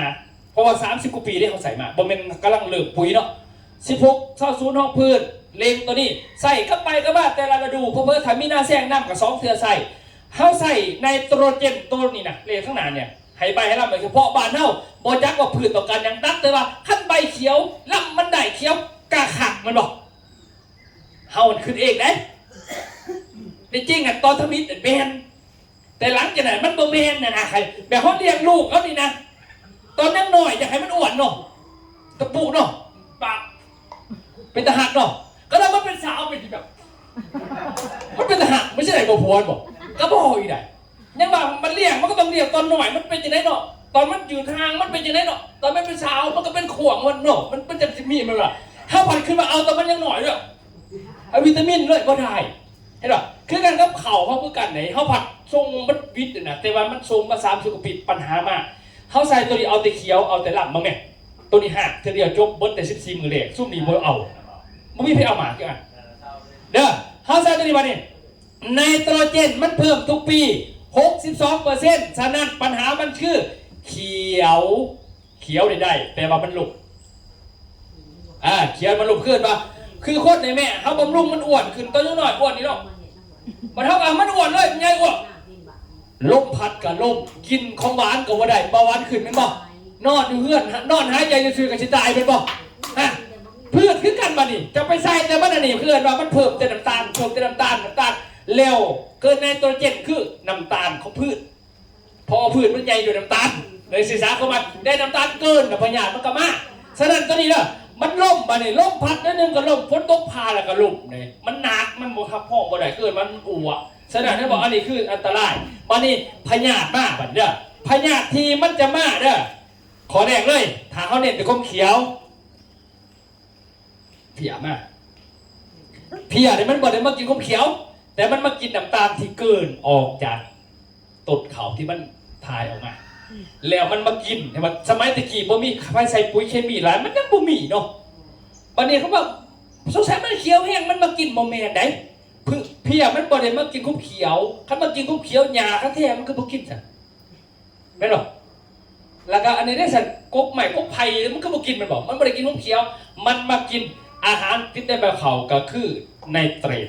ที่มันมาจากปุ๋ยเคมีบัดตัวนี้ท่านเพี้ยเกิดเพี้ยไฟเพี้ยยังหนักแล้วบัดเนี้ยบ่เห็นเพี้ยไฟเนาะแต่เพี้ยพวกนี้เนี่ยเห็นแค่ว่านี่มันขี่ใส่เหี่ยวใส่พวกที่มันเพ่พวกนี้ที่มันมุนเรื่องนี่มันเป็นอย่างจากขี่เหี่ยวของเพี้ยพิษของเพี้ยอีกทีหนึ่งลำบากกันแค่ว่านี่คือผลของมันฉะนั้นทั้งหลักเพิ่นจึงพยายามลดไนโตรเจนลงเขาเรียกว่าระดมกันว่าให้ลดพยายามลดปุ๋ยเคมีบ่เป็นบ่ให้ใส่ได้บัดคนเขาเข้าใจผิดอีกลดแต่บ่ใส่ดอกเคมีบ่ได้จะไปหาพึ่งบัดนึงจะช็อกเด้เนาะคือคนติดเหล้าน่ะกินด้วยมันถอยลงบ่แม่นหักบัดนึงลงแดงบ่สิมันต้องค่อยๆบอกแบบเขาเอาไปบำบัดเป็นมันเขาบ่แม่นสิหักตัวได้หาดอกเขาก็ตายตัวมันก็ต้องคอยไปคอยลบออกไปนะคอยไปคือกันเด้อตัวนี้เป็นสิ่งที่สำคัญขาดบ่ได้แต่ว่าหายปริมาณเพียงแต่5%ถ้าเกินหลายมีปัญหาแน่นอนดิ้นคือบอกเสื่อมถอยดังนั้นมันมีเกณฑ์เข้ามาได้ทันฉะนั้นถ้าเขาใส่หลายบอกบางคนเอาแต่ใบอย่างเดียวใบหนาใบเขียวเต็มหมากมันบ่ได้มัน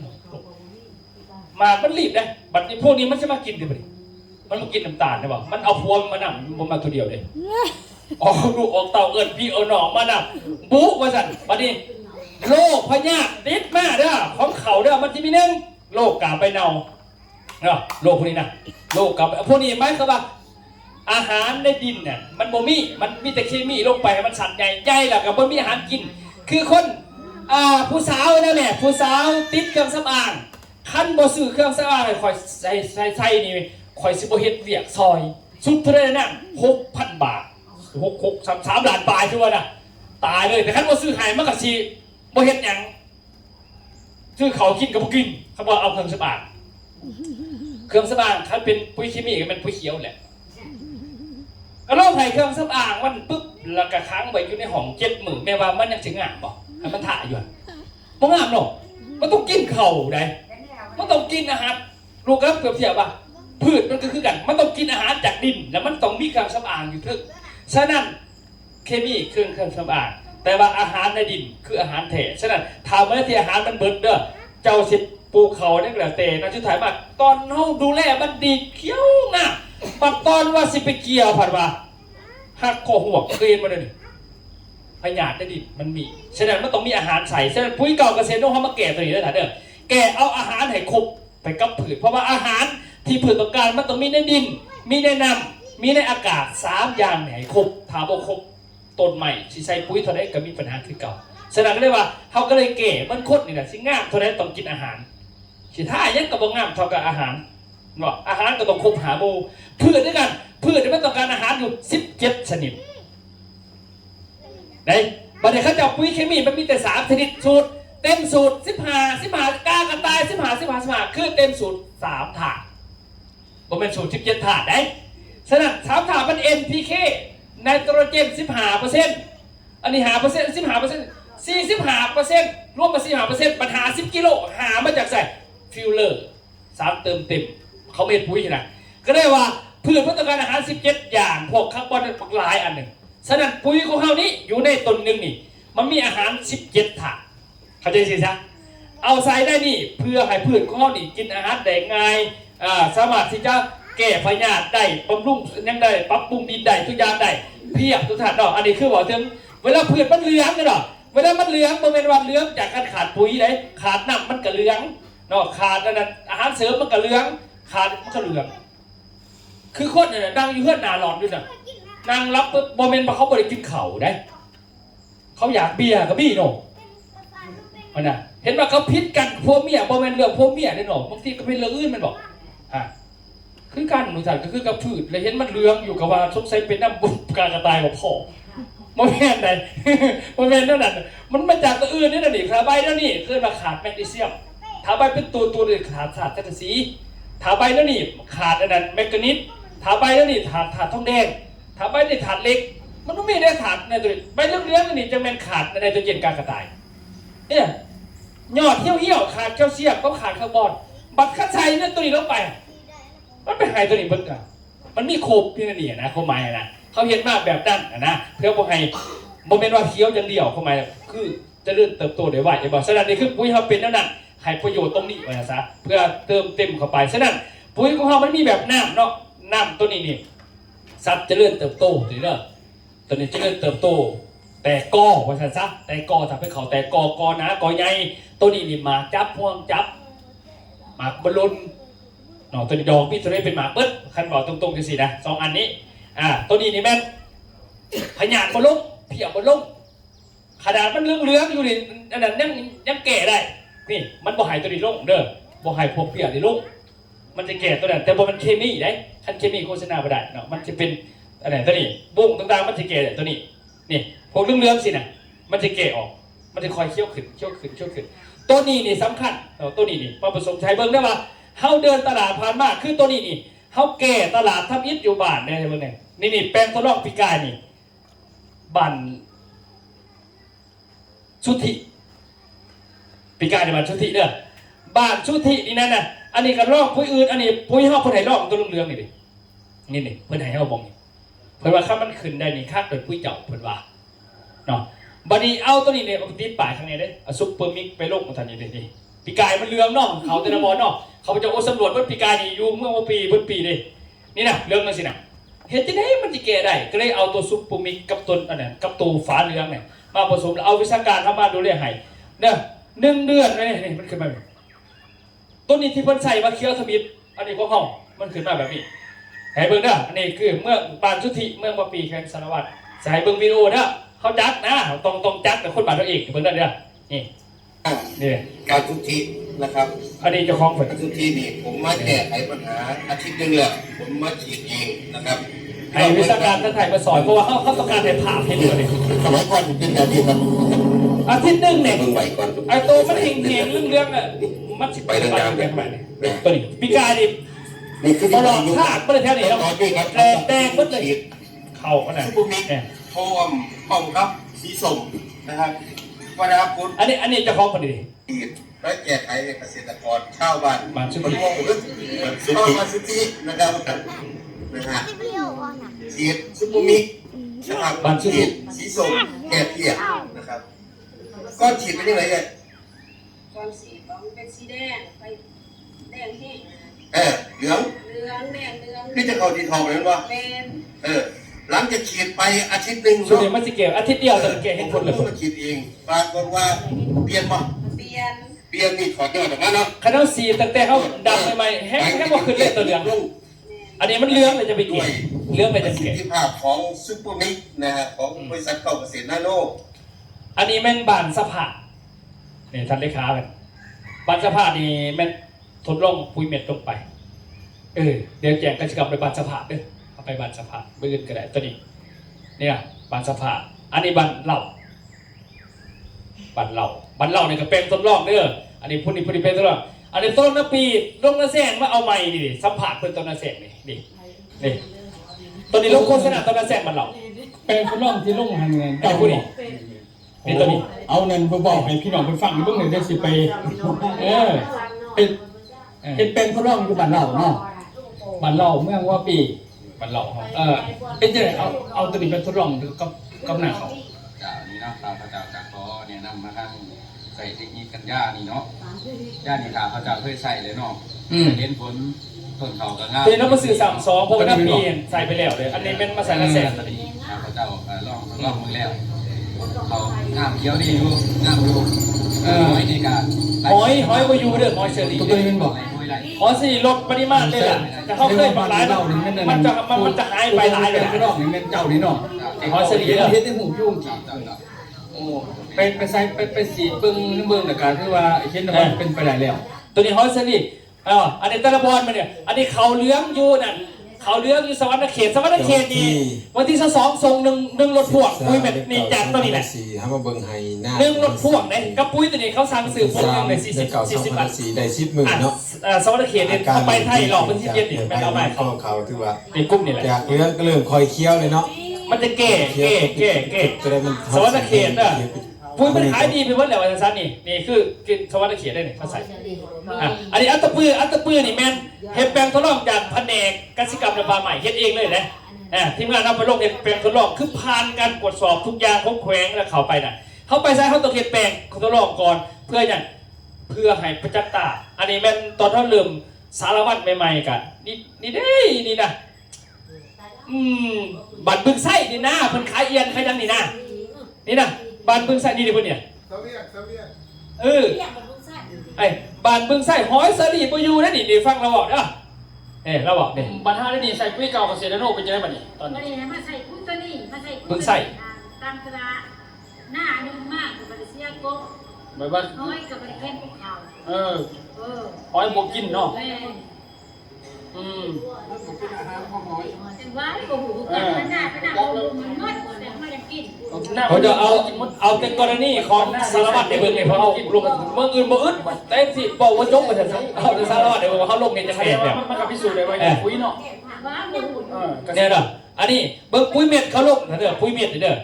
ปุ๋ยเม็ดนี่เดี๋ยวจะบอกวิธีให้ใส่สูตรมันของนี่เป็นสูตรร่วมเป็นแบบตัวนี้นะเขาเอาอาหาร17อย่างใส่เดียวบ่คือเคมีเคมีเขาสิแบ่งแต่ละสีสูตร16 20มี2สี46 0สีเดียวพอถาดเดียวสูตร15มี3สีเวลาเขาหวานไปส่วนนั้นมันจะบ่สามัคคีกันไปดิมันจะแตกกันไปถ้าตัวนี้มันจะสามัคคีกันไปพอเขาอัดมิดเป็นของเปล่าเกิดตัวนี้เด้อนี่เป็นสีดำเนี่ยหวานลงไปปึ๊บมันจะกระจายของมันเองระวัง50นี่เม็ดนึงไปมันกระจาย50 เซนติเมตรออกมานะระบบมันน่ะคือนาโนดิเขาว่าเก่าการเสษตรนาโนคือลงดินปุ๊บเปื่อยไว้ไม่ได้หานาทีกระจายเองคือนาโนนี่นะในปุ๋ยฮาวานต้องไปเป็นนั่นนี่แล้วก็ให้เบิ่งได้ว่าจากเขาใส่พานมานี่นะอันนี้คือภาพที่ให้เบิ่งเนาะให้เบิ่งว่าเขามาก่อนจะมาเปิดสารวัตรนี่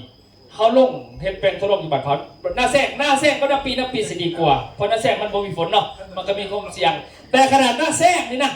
ปุ๋ยเม็ดแล้วก็อันนี้คู่นึงนี่นะเพิ่นไปใส่เด้อนี่เริ่มทมิดนี่เริ่มไปหมอบป่ายเป็นทดลองในเพิ่นบัดผ่าด้วยเนี่ยนี่เนี่ยเรื่องบาน3 มือทมิดเนี่ยก็มาให้ข้อมูลเพิ่นว่าพอเฮ็ดจังซี่เด้อจังซั่นเด้ออธิบายแต่ติดตามไปได้12 วันมาเบิ่งอีกไอ้เฮาน้ำแทนน้ำบาดเลยเติมน้ำมันกับพวกซี่มาน้ำทายหูเดียวๆนะพอให้เพิ่นทายกับทายบ่เป็นมันจะคิดหยังมันจะคิดอย่างคนเฒ่าเนาะมีแต่เบอร์030น่ะบ่มี Facebook นำเขาอันนี้เด้อ12 วันลามือ12 มื้อนี่มันเริ่มเด้มันเริ่มแต่ซ้ำนี่12 วันบัดนี้20 วันตอนนี้มันคำเนมาหอดคำโพดใน20 วันตอนนี้เปิดมันเดินแตก20 วันนั่นนี่จากมือ จากมือดำมากนะสาววัดเข้าไปนะสาววัดนี่พุ่นอ่ะเริ่มไม่ได้เริ่มเป็นร้ายเกิดเริ่มอันนี้ปุ้ยอื่นอันนี้ปุ้ยห่อความต่างมันคนละกระเทยน่าจะซื้อพอเขาขอแต่1ไหลดินี่ละลูกเคยเราเป็นคนพาไปเบิ่งเพราะว่าลูกเคยเราเป็นคนหวานนะวะเราไปเบิ่งของเก็บหวานใดๆแต่สหวัดตัวนี้มาเบิ่งอีกสหวัดนี่สหวัดนี่นี่สหวัดนี่ไปเบิ่งสหวัดอันนี้เบิ่งตอนไปยามไปเลยอันนี้ฟังเสียงลูกเคยเราบอกเดี๋ยวหมดละเบิ่งไปเบิ่งแต่ละบอลเนาะ หอยสลีบ่อยู่เด้อหอยต้องบ่อยู่เลยแหละหอย เราเบิ่งแต่ละอันก็ได้ แต่กี้นี้แต่ลูกขาเบาเนี่ยเขาจะไปต้นนี้แป้งเขาจะเป็นคนที่ดีนี่แต่บริวารนั้นเขาดังบอกจะมาเข้าเป็นคนดูแลนะ มึงสารวัตรแขวนสารวัตร เขาไม่อยู่อีหลีเขาก็บอกเองนะ สมัครให้ต้องการสมัครติดต่อเบอร์เด้อ02058260099ท่านคุยกับเกษตรโน่อันนี้เป็นเบอร์ที่ไหนเบอร์ของเองครับท่านเนาะของบริษัทพาสโกลาสาออกข่าวจำกัดเพียงผู้เดียวท่านเนาะอันนี้เป็นทีมงานให้ไปกดสอบ เบอร์ของเสรี เบิ่งควบต่างท่านเนาะ อันนี้คือภาพนึงอันนี้คือได้35 วัน35 วันนั่นนี่พวกเนี่ยคือหัวสิไข่แตกออกเป็นนับกันข้างในเดี๋ยวนี้สัมผัสเพิ่นได้ป่ะนี่สัมผัสเพิ่นเป็นจังได๋พอว่าจะดีบางเสียงเพิ่นบอก อันนี้มาสัมผัสเจ้าของเพิ่นนั่นผู้ใส่ ผมก็ทำว่าคอยเฉลี่ย มื้อนี้วันที่เท่าไหร่บ่18เนาะ18 เดือน 2 18 เดือน 2เนาะแสกนี่ เฮามาลงตัวนี้ได้จังมื้อแล้วบ่เที่ยวมาลงดีที่คือเฮาเริ่มจะ นั่นอันนี้คือให้เบิ่งนี่เอาไม่เกียรติจะไปเบิ่งกันเด้ล่ะไปเบิ่งคังทวิตนี่ไปเบิ่งเป็นนับกอใช่กันไปนับกอไปเบิ่งกอเพิ่นน่ะบอกใจมีชื่อใดแต่สิบอกวิธีใส่จังได๋ใส่ตัวนี้เขาใส่ปุ๋ยเม็ดเด้อท่านเด้อปุ๋ยเม็ดห้องพืชอย่างเดียวพ่อแล้วเอาปุ๋ยน้ำนี่สีดเท่านั้นแหละ2เทื่อพ่อแหละเท่านั้นแหละได้แบบนี้โลดเป๊ะโลดบ่ให้พลาดณปีแฮกซิดีกว่านี่อันนี้ขนาดว่าน้ำมันบ่มีเนาะน้ำก็บ่มีอันนี้ว่าถึงนาเสกเนี่ย37 วันไปเบิ่งเนี่ยไปนี่เด้อันนี้แม่นอยู่บ้านได้ก่อนเข้าไปนี่ปุ๋ยน้ำน่ะ สบายดีท่าน บ้านบางมั่วเนี่ยที่มาเข้าไปเนี่ยมันเนี่ยเด็ด สวัสดิ์สหาเนาะทีมงาน เฮาลุยจริง พาสโกลาท่านเฮ็ดสารวัตรเฮามาเบิ่งแปลงสาธิตแปลงทดลอง เนี่ยโอ้บ่แม่นบ้านยังบ้านตัวนี้อยู่ ที่บ้านเผา บ้านเผา แต่ทุกคนสิไข่นี่แหละ นี่อยู่บ้านเผาเนี่ย แม่ก็จะว่าใบมันจะต่างเบิดล่ะมันเบิดไทยได้เลยตัวตลาดมันบ่แม่นว่าจุ่มจุ่มนุ่งเลยแม่นบ่ตีนี่บ่แม่นเขียวอยู่แต่กอก็เท่ากันเลย นี่ใส่เปรียบเทียบเบิ่งกับปุ๋ยเคมีเด้อปุ๋ยสูตร15อยู่ข้างกันเองเนี่ยนี่15 โคแตกต่างคือความเนี่ยมีหอยไข่หอย หอยอยู่เด้ ปุ๋ยกับเกษตรโน่นี่จะบ่มีหอย แล้วก็ที่2ก็คือ เนี่ยไปมันห่างกันของเห็นดินเนาะเห็นดินตอนนี้บ่เห็นเนี่ย มันน้ำต่างกันความต่าง ความต่างแหละความต่างแหละ เบิ่งนาปานนี้ก็จริง ถ้าเบิ่งอีกตอนมันสิกลุ่มมันยังพอไปเบิ่งได้เฮาสิ อันนี้แต่ละชุดแต่ละบอลใช่ป่ะเฮาไปเบิ่งโอ้ซึ่งว่าเป็นหนาเป็นตาแต่ใช่อันนี้คือนับก่อ50ก็ยังมีใหญ่ว่าเฮาบักหลายแห่งเลยเพิ่นน่ะอันนี้คือตัวจริงเนาะที่เฮาเฮ็ดมาแล้วอยู่สารวัตรนั่นนี่แหละมันนะบัดนี้ต่อมาครับไปลองปุ๋ยน้ำอยู่บ้านบางงัวเนาะบ้านบางงัว เดี๋ยวถ่ายรูปให้ ติดกับบึงใส่อันนี้ปุ๋ยเขาบ่ได้นี่ได้ถามเบิ่งว่าขามเขาแท้หน้ากันปุ๊บแล้วบ่ได้ใส่ปุ๋ยเฮาเด้อคนอ่านกันอยู่ไหนคนเลือกกันอันนี้น่าแซงกันเขาซีนเจ็ดบั้นเท่านั้นเอาที่เป็นปุ๋ยเฮาบ่นี่เท่านี้ขวดเดียวนึงนะเนาะมันสิหลายขวดเดียวขวดฟ้าสิฟ้า อันนี้เป็นปุ๋ยเฮา นี่ปุ๋ยเขาเนี่ย ปุ๋ยเขาปุ๋ยยังปุ๋ยจ๋าล่ะแบบนี้เรื่องเด้คือความต่างเนาะนี่ตัวนี้ยังเรื่อง อะไรบ้างไหม ดำ เพราะนั่นแหละความต่างกันดำมือเดียวกันพอมาความต่างเห็น ของเรา10เราอยู่14มื้อเฮาสิติดตาม แบบค่าทีเลยเนี่ย อีก14มื้อเฮาติดตามอีก เนี่ยเขาตามนี่อันนี้เป็นเจ้าของหน้าผู้เพิ่นว่าเพิ่นผู้หน้าบริษัทผู้ห่อเนี่ยเราหันไปเบิ่งหน้า ถามเจ้าของกูหน้าคางเที่ยงไปจะคันอยู่ปุ๋ยนี่โอเคเนาะได้อยู่เนาะขนาดก็ต้องได้7มื้อ ตัวนี้แม่นใส่ปุ๋ยเฮาเบิดนี่ตัวนี้แม่นเบิดนี่ปุ๋ยเฮานี่เพิ่นหันเป็นเจ้าของหน้าคางเที่ยงที่บ อัน ริ นี้ ษัท ปุ๋ ปุ๋ ย ย อันนั้นหน้าเพิ่นแต่เพิ่นไปเบิ่งนั่นเพิ่นว่านี่เพิ่นเจ้าของหน้าเพิ่นมาบอก แต่ตาถ้าว่าข่าวก็แทบไปเลยนะ เรื่องบัดนี้มึงวังมั่ว บ้านน้องแดงบ่โอ้โอ้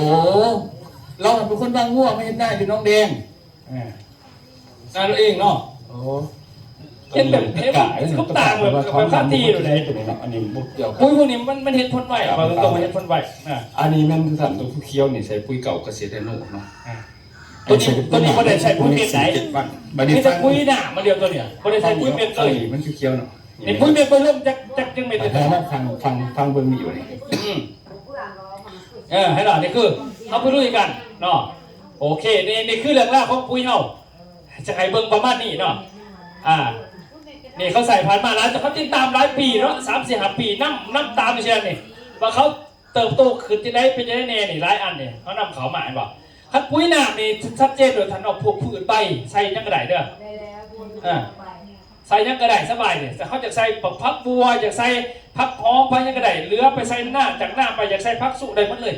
นี่คือเขาใส่เขาไปจะลุยปุ๋ยหน้าได้ทุกนี่ปุ๋ยหน้าปากซองนี่ร้ายกับฟองกาแฟร้ายแต่ว่าเขาตัดออกไปถามไปลงแต่คนบ้านนอกบริษัทเลยเนี่ยเขาใส่พันมาเลยหมักโม่ไปยังไงพวกที่ว่าดอกไม่ค่อยจับต่างๆพวกนี้มันจะดอกมันจับ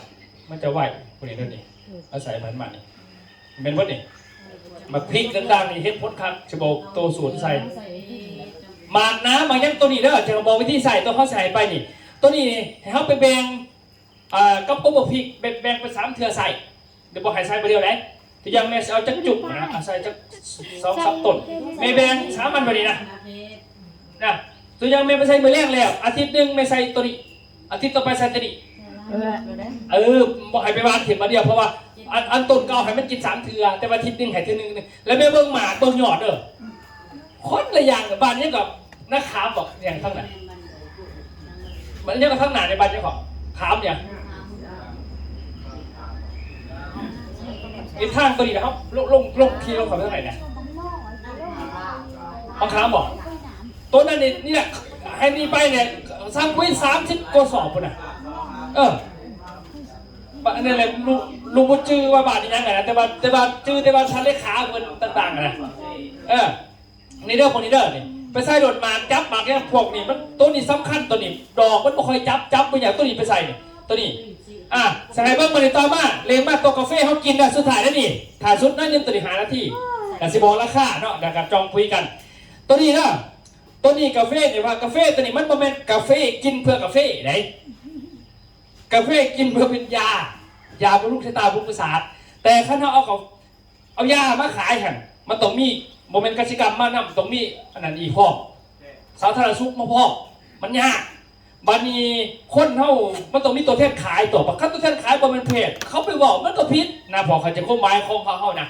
ก็เลยว่าเอากาแฟมาเป็นหนาเพื่อขึ้นออยแต่ว่ากินเนี่ยมันออกฤทธิ์ออกกระทั่งดูแลสุขภาพเป็นยาถ้ากาแฟเป็นกาแฟเขาสื่อนั่นเป็นไงต่อยไม่ไงมีไม่ไงในมดในตลาดกับมือดอกเป็นกาแฟ2 in 1นะอันไหนมดแต่พอเขาในเบื้องว่ากาแฟจะเป็นสิคือตัวเขาพเจ้าเองเนี่ยเนาะนี่คืออดีตของเขาพเจ้าขายสมุนไพรมาก่อนขวดสัมพีละแพงคนละ1-2 ล้านเขาขายมากนะแต่ว่าเขาเป็นคนเดียวเว้าคนเดียวเป็นเขาไปขายได้ปันเท่าโมไปกับบ่มีเขาบอกโมเป็นคือเขาบ่ดีอันมากก็ได้แปลงว่าเอาแล้วเปลี่ยนกาแฟดีกว่าคือสิขายง่ายเอายาใส่ในนี้นะคือเพชรนะแต่ว่ามันจะเสียได้เนี่ย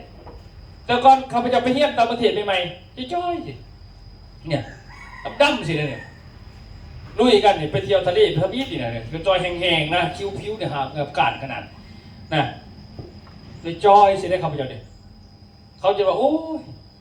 ตะกี้อายุเท่าไหร่22 ปีคนไทยถามหน่อยเองอายุเท่าไหร่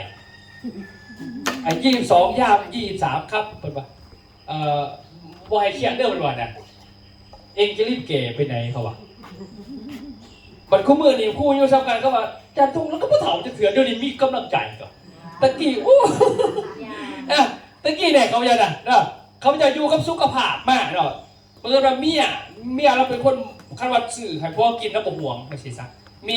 ขวดนึงจักรลาดแล้วสูบให้มันเขาแต่ว่าพวกกินเขาจะอยู่กับสมุนไพรมากโมเป็นพยาธิอีหยังโมเคยเป็นหยังผอมนะแต่อยู่กับสมุนไพรคู่มือก็เปลี่ยนแปลงจากของจากนี่เลยจากนี่เปลี่ยนแปลงบนธรรมดาได้ไหมทรงผมมันก็เปลี่ยนนำนะทรงผมนี่ไม่เพราะเขาจะเป็นนักศึกษากัน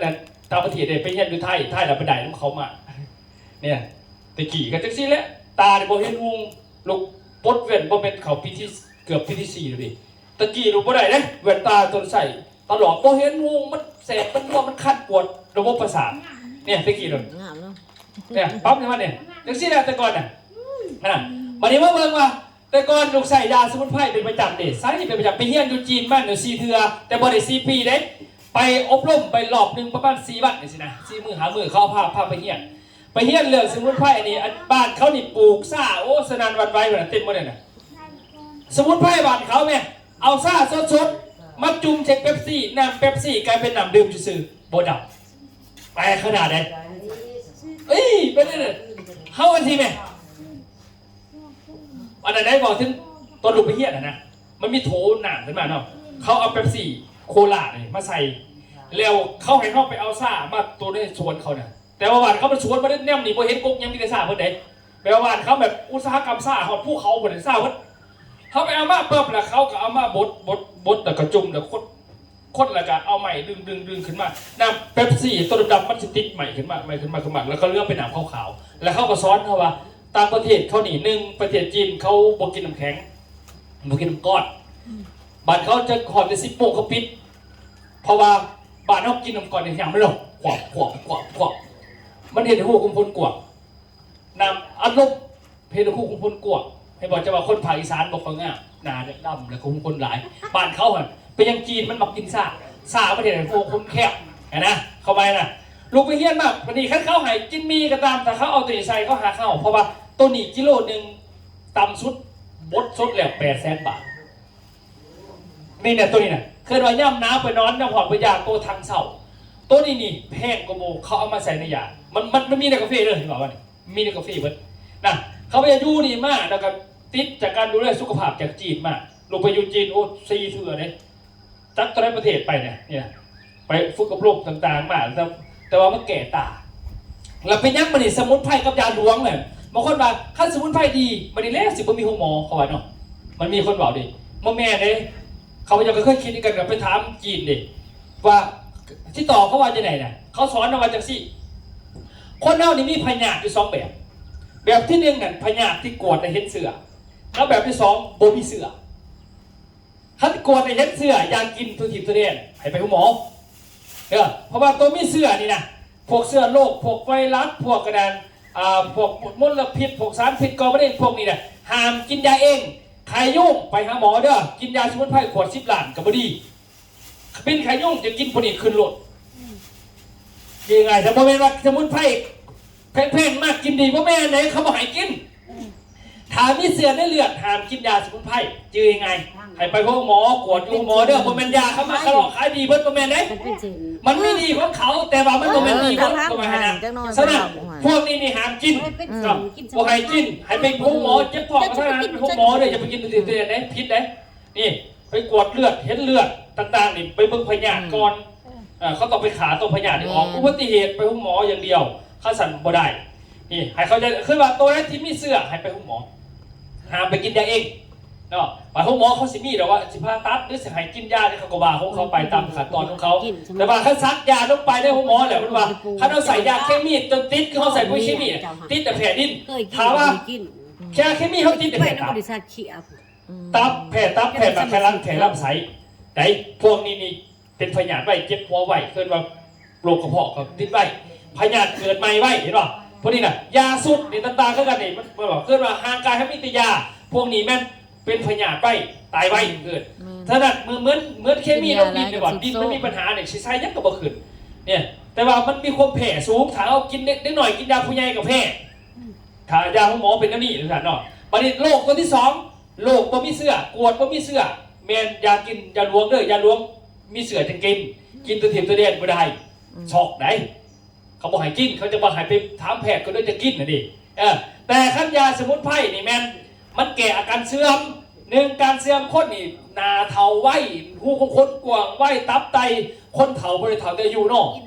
หูก็เฒ่าเนาะตาก็เฒ่าเนาะสมองก็เฒ่าผมก็เฒ่าเนาะผิวหนังเฒ่าได้แต่ว่ามันเฒ่าก่อนหมู่ทมิตแม่นผิวหนังเฒ่าก่อนหมู่เพราะมันสิมีอายุระหว่างเพียงแต่18 ปีเกิน18 ปีไปกว้างแล้วก็ดำคำนวดขึ้นนี่หรอผู้ชายมียิ่งเกินมาเลย นี่ปัตตานี่ใน40 ปีเกิน40 ปีไปมั่ว จะพังแม่ มั่วทุกคนเจ้าชีวิตก็มั่ว แม่น บนเรือเด้อเพราะว่าอายุมันหน่อยซ้ำนั้นฉะนั้นข้าเจ้าอยากให้มันแก่ให้ได้ต้องใส่สมุนไพรในการช่วยในการบำบัดที่บอกฉะนั้นพวกนั้นทีคือพวกตาเสื่อมถอยเนี่ยมันมีปัญหาต่อเสียงพวกแสบตาพวกอะไรป้องกันต้อต่างๆได้ก็พวกนี้แล้วก็อาการเสื่อมพวกตับเสื่อมไตเสื่อมตุ่มตาเสื่อมสมองเสื่อมลำไส้เสื่อมตับอ่อนเสื่อมพวกนี้เป็นพยานมันขับดูแลฉะนั้นสมุนไพรมันจะแบบดูแลตรงนี้ สมุนไพรดูแล ตัวนี้เหมือนรถนี่นะซื้อมาใหม่ๆมันก็งามมันพอสักพักหนึ่งกับพระจักรเสียเปลี่ยนแล้วมันเคยกับเสียเงินเนาะหมอไฟกับเปลี่ยนเบรกกับเปลี่ยนไม่หรอกเขาจักเข้ากับเปลี่ยนง่ายได้หรอกแต่นี่กับเปลี่ยนเสียเงินหมดเลยคือคนเขาเหมือนกันตับไตเขาใส่งานทุกมือเขาบนย่อมันเปลี่ยนบ่ได้ได้หรอกถอดออกเปลี่ยนบ่ได้บนเป็นกระซื้อเนาะกระซื้อถอดออกอันนี้ตับก็ถอดบ่ได้มักไข่ล้างก็ถอดบ่ได้ตาก็ถอดบ่ได้ฉะนั้นมีวิธีคือรักษาใส่น้ำมันรอลื่นมันยาลวงใส่บ่ได้ยาลวงมีแต่เจ้าเป็นแล้วจังไปปั่วให้ไม่อยู่ของเก่าแต่พวกนี้คือเป็นน้ำมันรอลื่นมันกลับขึ้นมามันฟื้นสภาพได้ให้เขาใจสิซะฟื้นสภาพกลับขึ้นมาบอกบำรุงสุขภาพจากเขากินเขาอยู่พวกนี้เนี่ยเขากินไปโดดมันปกป้องร่างกายเขาได้ฉะนั้นให้เขาใจตัวนี้แล้วเวลาเขากินไปแล้วหมอจีนเพิ่นสอนว่าขันอยากอายุยืนมี2 แบบ1เลือดสะอาด2ลำไส้สะอาดถ้าเลือดสะอาดกับลำไส้สะอาดพยาธิบ่มีคาถาเพิ่นเลือดสะอาดตัวนี้บำรุงเลือดแล้วมันบำรุงลำไส้ให้กินมื้อเช้าแม่ตื่นมายามมื้อเช้าต้มนอนกินมันได้ลำไส้สะอาดและเลือดสะอาดตัวนี้มันสิให้ร่างกายเฮาสมบูรณ์เด้อพยาธิมันบ่ตอกง่ายๆซะตัวนี้มันสิมีทางเศร้าไอ้ตัวไซเดมีตรงนี้เด้มีอัลฟันฟามีเฮดลินจือมีพวกนั้นบำรุงประสาทบำรุงฮอร์โมนบำรุงต้านทานโรคต่างๆเขากินไปโลดมันบ่เป็นกาแฟในตลาดตัวนี้นะกินไปแสบหอม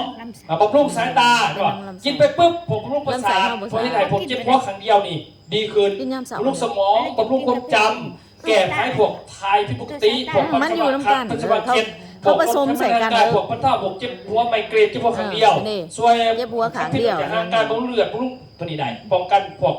ลดอาการพวกต่างๆในพวกนี้นะหลายอย่างเสริมตัวเน้นนักเป็นตาสมองพวกเมื่อยง่ายมันออกน้ำเบาพวกเลือดไหลเวียนดีพวกนี้ถ้ากินเนี่ยกินเนี่ยมื้อเช้าบอกวิธีกินเด้อตื่นเช้ามากินโดดจะเคยกินแต่ว่าสมุนไพรสีกมันกินโหลดถ้าจะให้รสชาติดีให้ใส่น้ำหน่อยนึงถ้าใส่คือข้าพเจ้าเนี่ยข้าพเจ้าผสมรสชาติแต่สนใจได้ว่าอิ่มใส่น้ำไม่หลายใส่เลยกินน้ำลายกินย่ามมื้อเช้าพอถ้าให้เป็นโรคกระเพาะกินข้าวเหลวจึงกินกินข้าวเหลวจึงกินเพราะว่าถ้าว่าเขาบอกเป็นยังน่ะตื่นสามารถกินโดดมันจะซอยบำรุงลำไส้กินย่ามมื้อเช้าได้ระบบลำไส้ระบบเลือดกินตอนเที่ยงกันสิกินตอนเที่ยงกันสิมันใช่ระบบสูบฉีดเลือดอย่างเดียวปัดกินยังมะเร็งเนี่ยพิพันธ์แต่พิพันธ์เลยเด้อตัวนี้นี่นี่พรีเซนเตอร์เขานี่อาจารย์บุญเกิดนุ่งห่วงบริษัทได้นักห้องต่างๆเป็นพรีเซนเตอร์เบิร์ดมีใบออยอติดต่อตามกฎหมายแต่ก็สบายใจขายดีเบิร์ดบริษัทเราขายดีขนาดพวกนี้นะเขามีต่างบูธอยู่เวียนกันรับโรงงานต่างๆเขาก็มีต่างไปบุญถลอกทะลวงมีครบหมดไอ้มวนดาราของล่าห้องกับล่าคนนี่เขาพเจ้าเป็นเจ้าของเป็นประธานบริษัทปกติเขากับมาลงกับนี่แต่เขาพเจ้าปักเบียดเบียดเขาเมืองหลายตัววันที่17จะพาทีมงานไปเที่ยวประเทศไทยไปเที่ยวทะเล3 รถบัสอยากไปบ่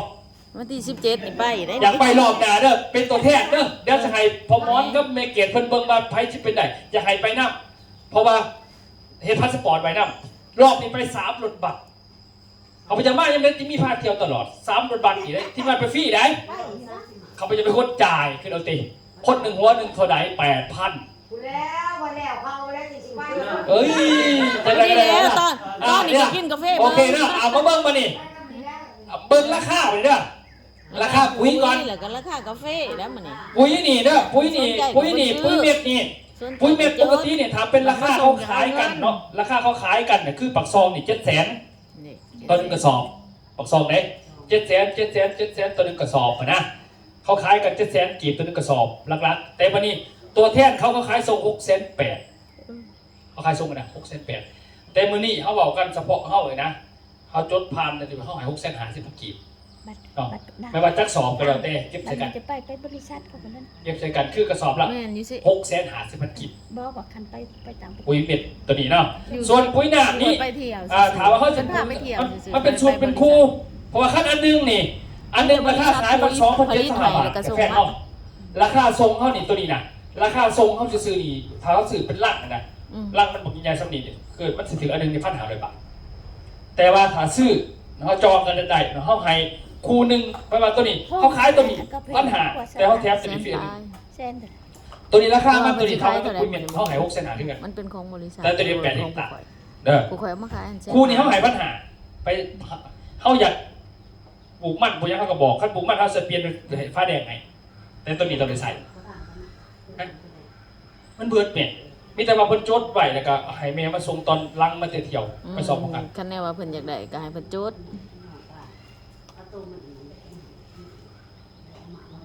บ่โอเคมีแต่เขาเข้าใจแต่ว่าเพิ่นจะเอาตัวใดเพิ่นมาเฮาให้975,000นี่สิซะเฮาให้เท่านั้น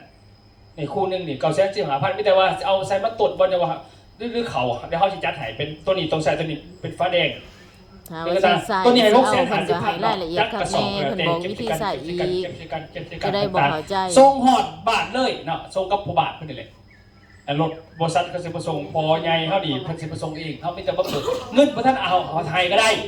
เขาหมายน่ะของมาจะเอาเงินให้ผู้บ้านสินะง่ายเท่านี้เนาะเอาง่ายๆสินะเพื่อบ่อยากให้ผู้บ้านมาบ่มาส่งสิเฮาก็บ่เอาได้เฮาก็บ่อยากให้มีเสียแต่เฮานำนะประมาณนั้นนะไผสิเอาจัก2ก็แล้วแต่บอกกันในสารโลดอันนี้คือตัวนี้มานี่